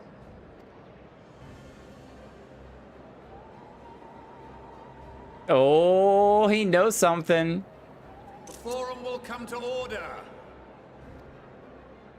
This inquiry is now in session. As Speaker-elect, I will be presiding over the day's proceedings. Master Fortuner, would you be so kind as to restate the matter which compelled you to summon your colleagues with such urgency? The people who don't wear a hat are the unimportants. As you are all aware, we recently denied Eorzea's request for Sharlayan assistance. Since then, certain individuals dissatisfied with our decision have taken it upon themselves to interfere with our work. Lies. They entered our nation masquerading as associates of the students of Baldessian. But these malcontents are better known as the Scions of the Seventh Dawn. These militants wield influence with both the Eorzean and Eastern alliances, and are inextricably involved with the crises presently afflicting the world at large. Loose in our city, these warmongers sought to meddle with and expose matters of state secret. What are they, if not a dire threat to be expelled? Wow, you really twist things to make us sound like the worst possible people. Hold me back! Hold me back! You have tarnished the good name of the students. Galuf would be ashamed. I didn't realize, yeah, her hood is pulled back. Is this the first time ever that her hood has been pulled back? The ponytail? Yeah! Galuf Baldessian was never one to forsake his fellow man. Even if this nation closed every door and retreated from the world, he would have found a way to help the Scions, help every soul of this star fight back against the coming doom. Okay, hold on. Protecting people is different than warmongering, all right? Warmongering is you always want to pick a fight and you're always going to war because there's some value in thing for going to war. Instead, jumping in between people and taking a punch for someone, that's a little bit of a different story, all right? We are defender mongering, and I will stake my claim on it. We're war finishing. Yeah, exactly. We stopped wars, all right? We ended the Dragon Song War. A terrible enemy stands poised to lay waste to all we hold dear. They know this. In the face of such madness, Eorzea reached out to Sharlayan, a respected ally, in the hopes of forming a united front. Was your curt dismissal truly the best you could offer?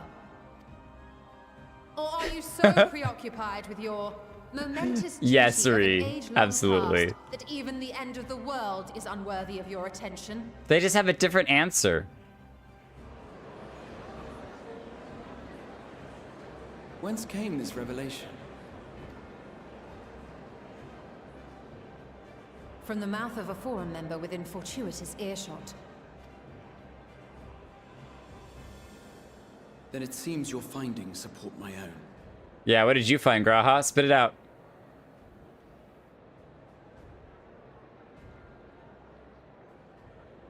The reason I visited the restricted shelves was to study records of the forum's policymaking process, to better understand the historical trends underlying their most major decisions. At first glance, the positions of neutrality in war and the accumulation of knowledge above all else appear constant and consistent, the unchanging pillars of Sharlayan society. And once upon a time, I might have left it at that. These days, however, I am more attuned to the subtleties of governance, and so I noticed something odd.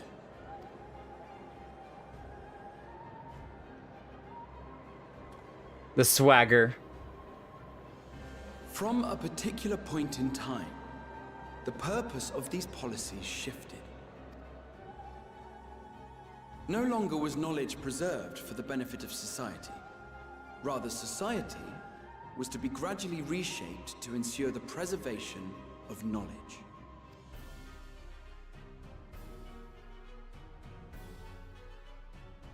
The most conspicuous and telling change was the one which befell Labyrinthos. once little more than an oversized storehouse, an enormous allocation of funds saw it transformed into an advanced research and archival facility. I also discovered a fascinating account on the finances of our Dravanian colony. The settlement attracted students from far and wide, and the connections and tuition fees thus acquired were funneled into further improvements for the archives. Now, there is no question that our nation's progress is tied to the acquisition of wisdom. Nevertheless, the vast resources diverted for this purpose borders on the obscene. Unless... But returning to the matter of when, our change in course appears to have been made some 270 years ago. The very same period when Sharlayan scholars in the hinterlands began a formal study of the ethereal sea. Oh, it's not a bunker. They're gonna take everyone to the ethereal sea. They're gonna teleport them all, get them out of there. That way, if the end of days happens, they're like, yeah, that's cool, whatever, we're out of here.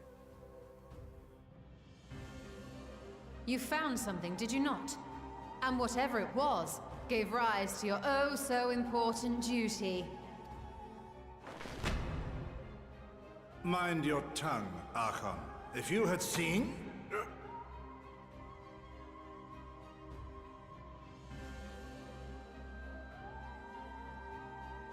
Yes. We are bound by a duty we cannot ignore. What did you see? Knowing this, what would you have us do? Abandon our vital work and join you on the field of battle? We will never choose the way of the sword. We will fulfill our mission, not through strife and bloodshed, but survival. Why did he... Oh, I guess he grabbed his throat, not because something was choking him, but to stop himself from speaking anymore. He was holding himself back. If you had seen... Oh, come wait. what may, we shall live on. We must. Do as you must, then. But we Scions will fight until the heavens fall, until our last breath. We ain't no cowards.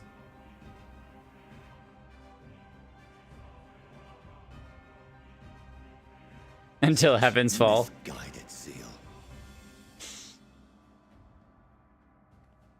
She said the thing from the trailers. Father, Master Fortuno, I fail to understand the stance you have elected to take. But by the same token, I have yet to find a compelling argument to counter the challenge you put to us in Gridania.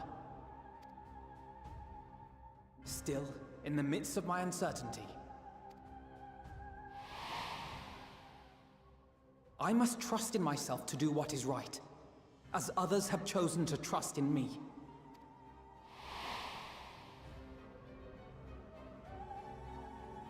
So I will continue, as I always have, weighing the consequences of my every action, and allowing my hope for the future to inform my decisions.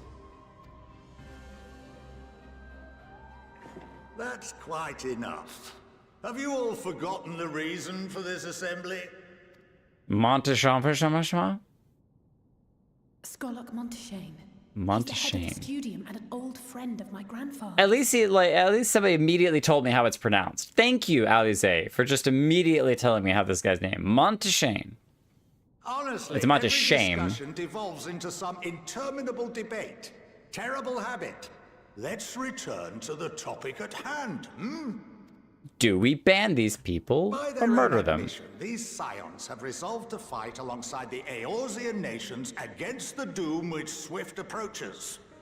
So they know that the doom is swift approaching. There exists no evidence of an attempt to incite our citizens to do the same. Furthermore, while our decision may well have been the correct one, we cannot simply bull our way through these disagreements without inviting doubts or objections. Put yourselves in their place. Who among you would leave a tome unopened if an elder forbid you read it with no reason given? No. If we're to quell further discontent, then we must conclude this matter with a fair and even hand.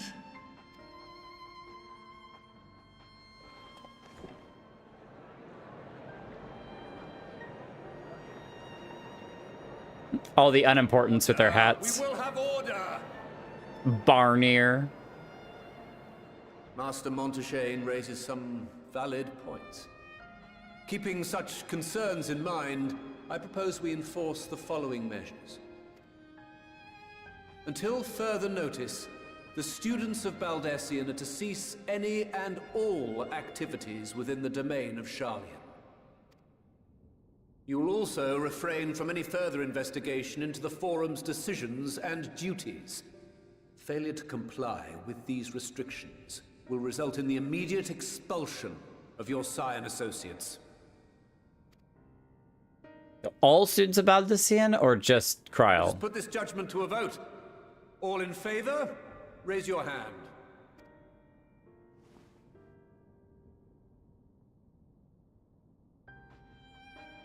Hope somebody doesn't miscount.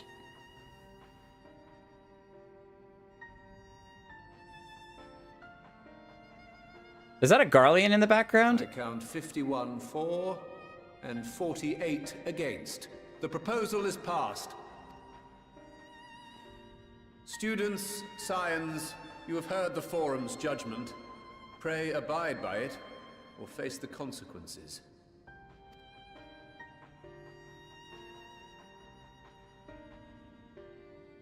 Honored members, I thank you for your time.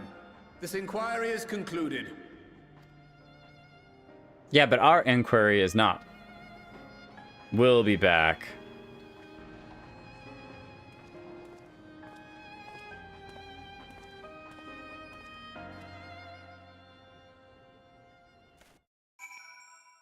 We found Kryl. And a lot more, too. Wait a minute. Can we just run right back in and be like, wait, hold on a second. I'm not finished talking to you all. Oh, we can talk to these people. What do you want? Can't you see we're in the midst of an important discussion? Not important enough. Ah, Ziva's here. Whoa, wait a minute. Now I'm curious. Oh, I was like, wait a minute. I didn't even check if it was sittable. We're always supposed to check if seats are sittable. But they're not. We just stand in the middle. All right, now listen here, y'all suckers. No. We don't want to start an actual war. However, we can burn it down, Marion. What we'll do is we're going to find some seat over here. Let's pick this one on the end. This is a perfect one for it, all right? And we're just going to eat about half this egg and leave the other egg just kind of hidden under the corner. Because there's no better way to make sure to disrupt future proceedings than having a rotting egg hidden away somewhere in the courtroom. Good luck finding it! Gonna take you way too long. A little hide and seek for the court members. I apologize for the trouble I've caused you. I was pondering the significance of what I had read as I left the restricted section and knocked over the security mammoth on my way out. I promise to be more vigilant next time. You're okay, Graha. No hard feelings. Literally, we were gonna get caught eventually. There was no way that we weren't gonna get caught. Sniffing around like we were. At least you've been allowed to remain in the city. And our endless investigations have not been in vain. We know now that this mysterious duty of theirs began with whatever the Forum discovered in the ethereal sea. With our freedoms so sorely curtailed, however, we will struggle to learn aught more of substance here in Sharlayan. I say that we go back to Idleshire and dig some stuff around in the Great Google Library. What do y'all think?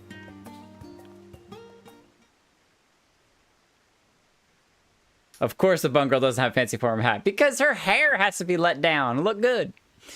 The overall picture has grown clearer, yes, but that's in spite of the Forum being so maddeningly vague about this duty of theirs. Why are they so reluctant to explain their actions in plain words? Survival, come what may, is Father's work so vital that it takes precedence over his own family? Alfino, Alize, it is you! When I heard you'd been dragged before the Forum, I came as swiftly as I could. I'm so very glad they allowed you to stay. It's her mother. Mother. So much white. It's blinding. Very elegant. I'm Elise Levelure at your service. And you fine people must be the scions of the 7th Dawn. How lovely it is to finally meet you.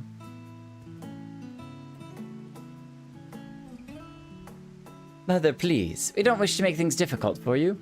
If word reaches Father that you are here, I can handle Father. Oh, bother that. Am I to be chastised for speaking with my own children? I am well aware that you and Master Chanot are not on the best of terms at the moment, but I've been absolutely desperate to see my darlings again. You will come by the house, won't you? I have gifts waiting. The timing couldn't be better.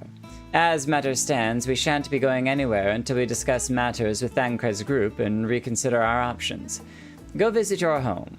We will be back at the Annex when you are ready to rejoin us. I'm not sure we... Jake, what do you think? Why are you asking me? Jake? The Jake Kelton? What a splendid day this has turned out to be. Champion of Aurorsia, I insist that you join us. I mean, we can't say no. We just... but we must be quick about it. Not for my own benefit, but should my husband return and find you enjoying our hospitality, the servants will be made to suffer the consequences. Jake, if you'd be so kind as to escort my children to the estate? She's already putting a bunch of responsibility on us. I see. I adopt the twins and take his wife. We're just taking all of them. And then she was gone, and with her any opportunity to protest. We see where Alize's stubbornness comes from.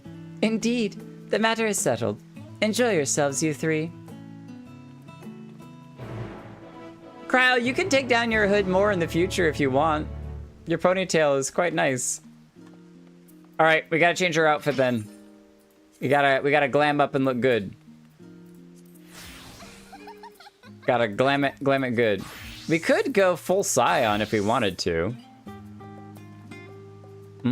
Do we do straight Scion? This might be more Scion. Oh, we could do, this is nice. It's the same jacket, but white, which would match their outfit. I do still like the light gear. Ah, yes, we're going into Santa. That's what we do here. We Santa it up. All right, I think I'm cool with what we're gonna do. Is we gotta go glam for a second. Alfino, we'll be right back. Is there an inn here? Oh, that's right. Can't we go back to the Annex, and then we have a room there, right?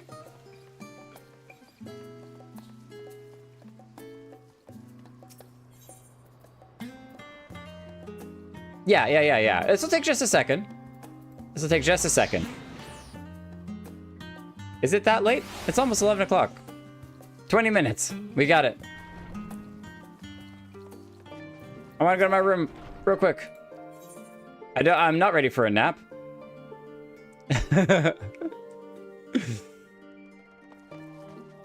Fancy stuff. We can't talk. We gotta go to our glamour dresser. All right, edit glamour plates. In here, we gotta find this outfit, but we're gonna change. I think we changed the body to. Oh, that doesn't look good at all.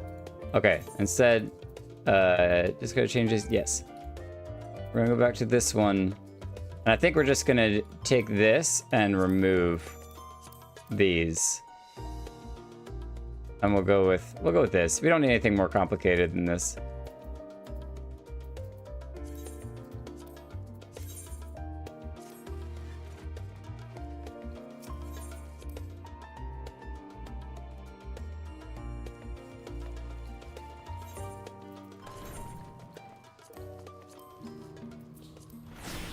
Which means that we'll keep... Oh, but it leaves us... Okay, we'll just unequip then.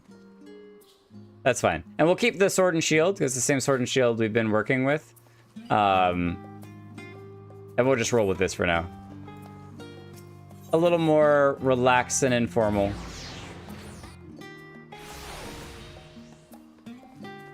We want to look good if we're gonna be having dinner with the Levelure family. Alfino, you ready to roll? I apologize. My mother is not one to take no for an answer.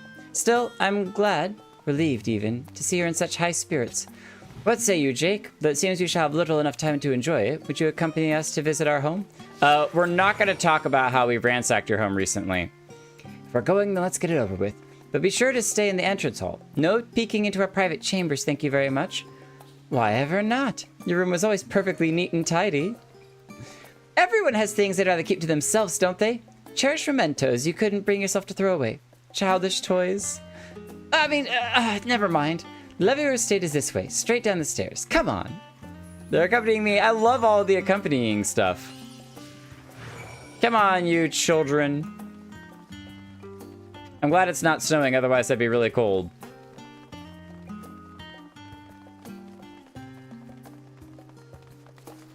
The biggest estate on the block. I wouldn't think that Alize's room would be messy. She doesn't seem like the messy type. Well, actually, no, actually. Out of the two of them, Alfino's is probably more clean and organized. Why can't I click on Alfino? When Alize and I were little, this bridge was as far as we were permitted to wander alone. I say alone, but my mother or servant was always somewhere nearby, keeping a watchful eye. And look at us now, traveling to different continents, different worlds even. As children, Alfino and I would often wait here for our father to come home from work. There must have been a day when his meetings ran long, because I remember growing restless and leaning out over the railing to watch the water rush by. Father, of course, arrived at that exact moment, came pounding down the path in a panic, crying out my name. He does care about them, even if he acts all cold and harsh. It has been snowing all day. I'm just glad it's not snowing right now, otherwise we would be freezing. And here you are at last. Please do come in. Oh, are you talking in real life, Seraphe? That's one sad thing about living in the South is we don't get much snow. Look at how fancy everybody is. Welcome home, my lady.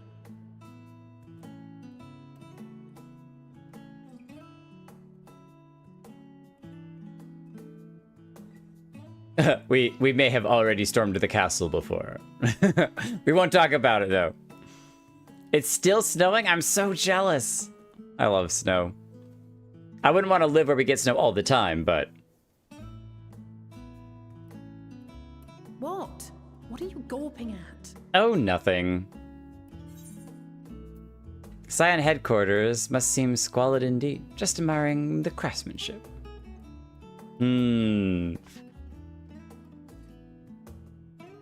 This craftsmanship is nice, but I think I'm gonna tease a little bit, and the Scion headquarters must seem squalid indeed. How could you bear to live with such peasantry after this? No, I'm quite fond of the Rising Stones. She's defensive.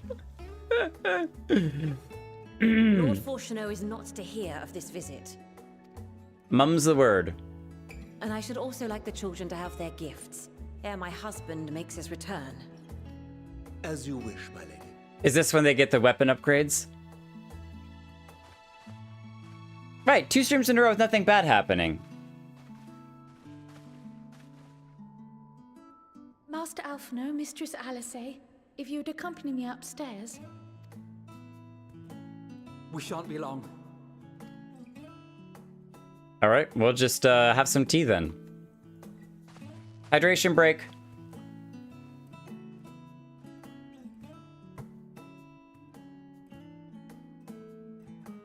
The twins have been sending letters home from time to time, recounting their latest adventures. I am sure they withhold certain details, of course, if only to keep me from worrying. Yet a mother worries all the same. In the early days especially, I tried to support them as best I could. sending the Scion's coin and other such donations. Oh, that's so sweet of her. What a good mother. Fortunately, they have found the strength to overcome adversity time and time again. Their words grow more confident with every letter, their depictions more vivid. The triumphs and defeats, the joys and sorrows. It is clear that they have come to find value in every experience. But of those they treasure most, it would seem that meeting you might be the most impactful. Why, since that fateful day, I do believe there has not been a single missive in which you were not mentioned by name. Don't make me blush. Don't make me blush. That's so sweet. We're not that important. 'Tis plain they care for you, and I am glad they have such a steadfast companion watching over them. Well, you raised some very good children. Under normal circumstances, I would offer you tea, but alas, these are anything but. In any event, why don't you keep me company whilst we await my children's return? Perhaps you might regale me with a tale or two of your exploits. Well, there was this one time we were playing Triple Triad, and man, we were having a hard time winning this card from this person. Let me tell you about it. Do you play Triple Triad? Wait, I got my cards with me right now. We could play some Triple Triad if you'd like. The kids come down to find both of us just dueling like Yu-Gi-Oh! I play for Dola! Oh, it's the new outfits. I wasn't sure what to expect. She got little rockets on her boots now. No more ice skates. Mother, Oh, look how well it fits you. And the style is to your liking?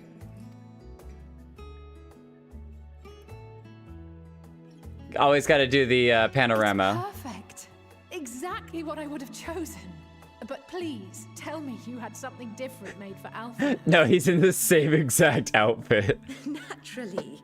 You are hardly little children anymore. That would be so funny. And while I shall miss dressing you in those precious matching outfits, I must respect the individuals you have grown to become.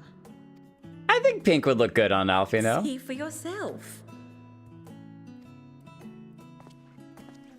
Aw, but he does look good in the blue. What a little lord! Clothes, Mother. Stylish, comfortable, and eminently practical. Oh my god, Estinian is going to rip him up and down. Little lordling? Little lordling? Like, seriously. What a little lord. I'm so glad you like them. They are, however, missing one final touch. No more hood for Alfino that he never wore. The mother heard about how he never had his hood on, so. Allow me, Master Alphino. This is when he gets his weapon upgrade.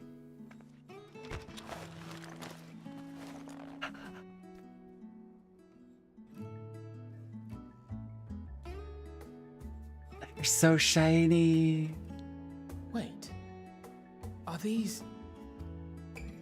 A sage's tools of the trade. They belonged to your father. Belong to his dad? That's so sweet. Though he may as well be chained to his desk these days, as a student he was often called upon to venture into the field. He wielded those armaments, both to heal and to harm in no few battles. None so fierce as those you two have braved, perhaps, but battles nonetheless. Thus did I pull them out of storage, to show you that he was not always the man who stands in vehement opposition to you now. Aww. And also because it would be a terrible waste of ridiculously expensive House Leveilleur commissioned artistry. Never let a good thing go to waste.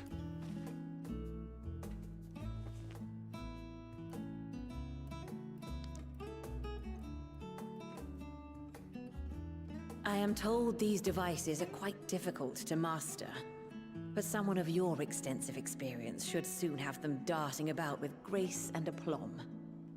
May the wisdom in that crystal serve you well. That's so awesome. Please, try to find common ground with your father.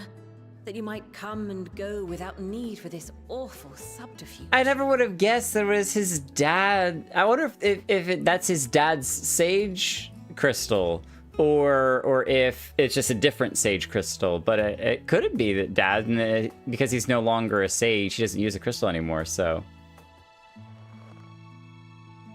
white mage. We will, Mother. I promise.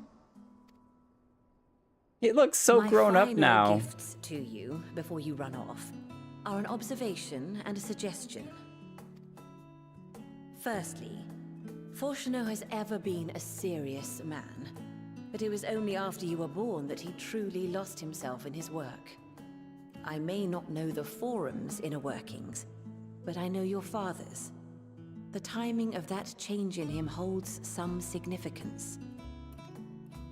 Secondly, do not seek to best your father with words. Far better that you simply show him. Let him discover the merit of your actions, after they cannot be undone. Ask for forgiveness. Serious advice coming from Mom. Oh, Mother. We shall take your wisdom to heart. Thank you again for these gifts, and farewell for now. I can't get over Alfredo's new outfit. That's crazy. Eat well, stay warm, and keep your friends close. Aww. Good mother. No hug? That's my biggest complaint of this entire game. There is a serious lack of hugs, all right? A serious lack of hugs. How wrong would it be for the mom to hug her own children before they left?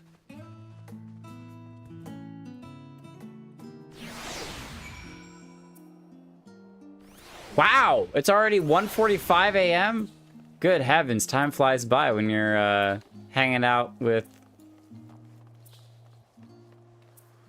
Alfredo and Alize's mom. Thank you for indulging Mother's request. I can see it meant a lot to her. And I shall refrain from inquiring as to the content of your private conversation. Our visit was all too brief. For now, however, it will have to suffice, as will these tokens of home that we carry with us. These gifts will help us remember who we are and whence we came. But enough sentimentality. Let us return to the annex and rejoin our companions. And I'm gonna return to my warmer gear because I am freezing right now, all right? Freezing right now. Actually, I bet that if I go here and then here, there we go. We got our gloves back. Okay, I feel a lot warmer. Not freezing my butt off anymore. We're all good.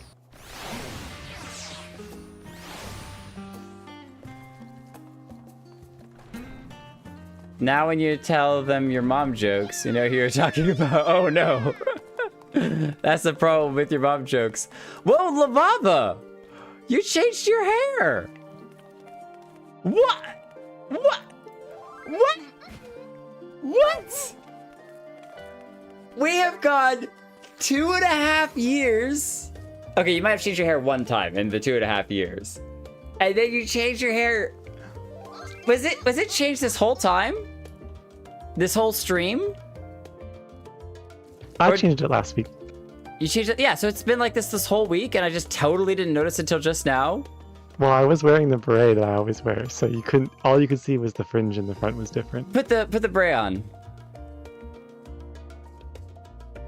That would explain the spike in the back of the hair being what caught my attention. Yeah. Wow. Wow. I am both a mixture of so blind, but also a hair change. I literally was thinking about it this last week that I was like, I haven't changed my character's hair at all. And it's because I like it so much. I was like, would I even feel like the same character if I changed my character's hair anymore? Man, I don't know. I don't think I can do it. But that's awesome. Well, it looks really cool. I love the purple spikes. You look very thank you. Very seasoned.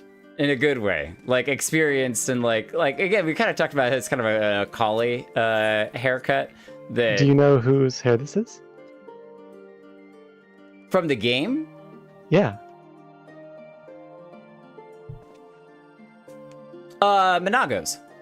That's right. Yeah, it's Naga's. Yeah, I was running through my head. I was like, I know I've seen this before, but who's the face that matches it? All right, we're gonna have a quick conversation with everybody in here. Don't think for a moment that I'm jealous of Alfinu's new weapons. They're far more suited to him than me.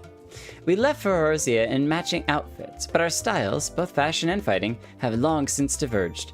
If anything, I'm proud of the differences between us. Especially as twins, I can definitely see that. And you compare these outfits, like the quality and detail of them, to like the early outfits, it is night and day. If I intend to master these sage armaments, it will mean learning to imbue them with the same ether I poured into Moonstone and Obsidian. Oh, those are his carbuncles. It is difficult to grasp the essence of such an entity. For me, it will help to think of the Nulliths as allies in battles, simply a new form of the energy which went into manifesting my carbuncle companions. Stuff that I'm sure that if we did either the Sage or some other classes very much, we would learn more about. For us to feel responsible for the schism of House Levelure would be pure hubris. After all, we are merely on the outskirts of what is, essentially, a family affair. And yet, neither can we claim the indifference of strangers. To hear their mother welcome them so warmly was a joy and a relief. She was very sweet. As curious as I am to learn the truth of this duty, I wonder what else the Forum is hiding. A calamitous secret whose origin lies in the Ethereal Sea. Everyone keeps saying in the Ethereal Sea, and I'm like, did someone actually visit it? Because Heidelin's in the Ethereal Sea, so did they see Heidelin? And we're like, yeah, nope, we're noping out of here. Duplicity aside, however, I do believe Master Fourcheneau means us ill. Even the harsh words he had for his children stemmed not from anger, I think, but desperation. I do not believe Master Fourcheneau means us ill. Yeah, I was like, that doesn't make any sense. It doesn't mean it's ill, but desperation. Yeah, there's something big going on, and there's something scared. Are they tempered by Zodiac or Heidelin or something? The Ethereal Sea is where all that stuff's supposed to be? I don't know, man. I throw out so many theories, and 90% of it is just crazy talk. Enjoyed your time with the Levelures, I hope? I would ask how the twins fared, but their new outfits tell the tale. I only hope we can help them reconcile with their father, that they might return home one day and their heads held high. In the meantime, we edge ever closer to this secret the Forum strives to hide, and the flower bequeathed to you by Heidelin is sure to guide us going forward. I'm confident that once we've heard your report from Thavnir, we'll be well equipped to plot our next move. Oh, well, I have that.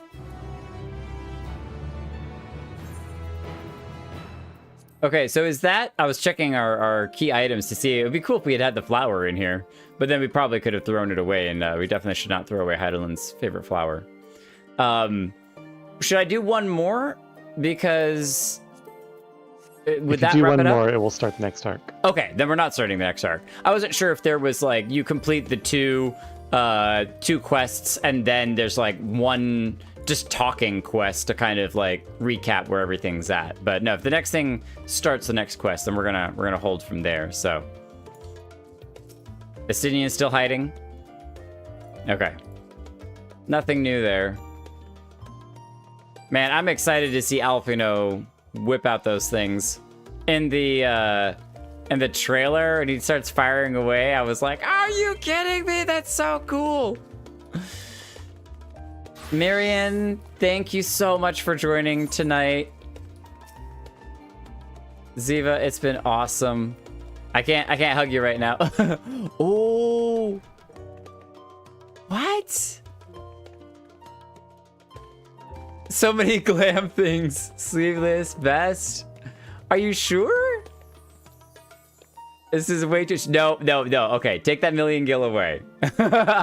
You can't sneak that in this time. I'll take the clothes, but you keep here. All right, we'll do this. I'll trade. I was gonna say I'll trade you a million gil back. You keep the money. I'll take the outfits.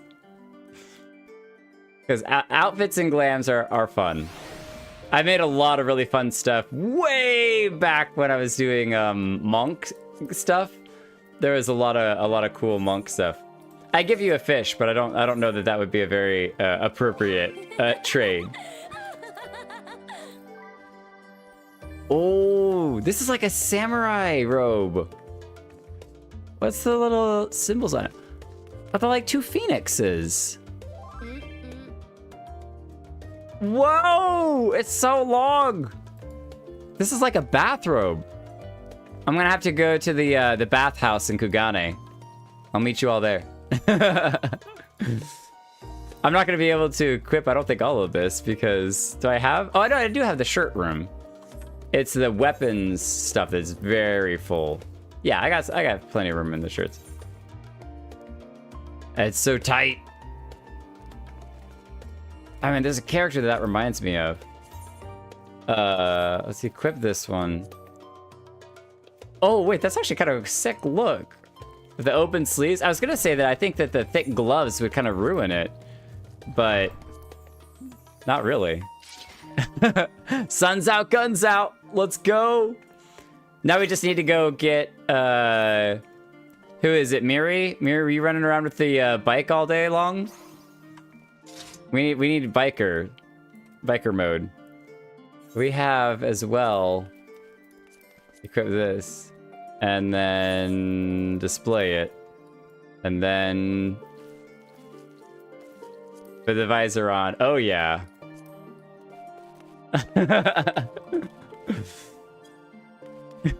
I got this. Like a mobster.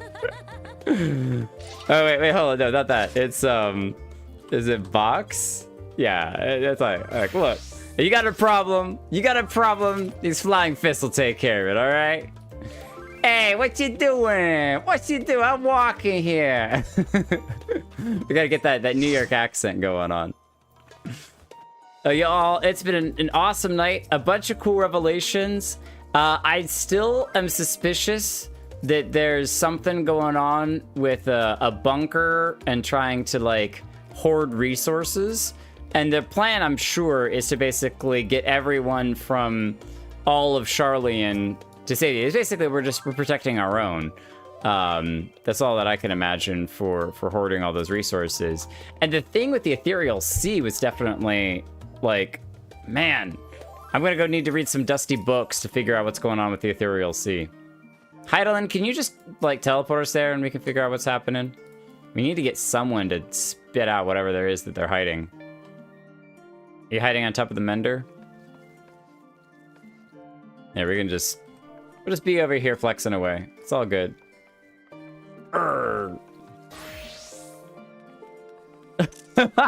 That's so ridiculous. So ridiculous. All right, and we should be back, continue on the stream next week. Next Thursday, we'll be back to do more and to see where Endwalker is going. And man, it's crazy. I hope we get to go back to Thavnir because we still have to deal with the primal threat over there, and we haven't actually like dealt with any legit tower. We haven't yet actually dealt with the tower, so we got a lot we still got to work on, and we're fluffing around over here with Charlian nobility. But I will see you all next time. Have a great night, get some good rest, and see you next Thursday. Unless you drop by for a Discord art party some Wednesday night, then we might see you earlier. Next Wednesday maybe, hold on, we'll see.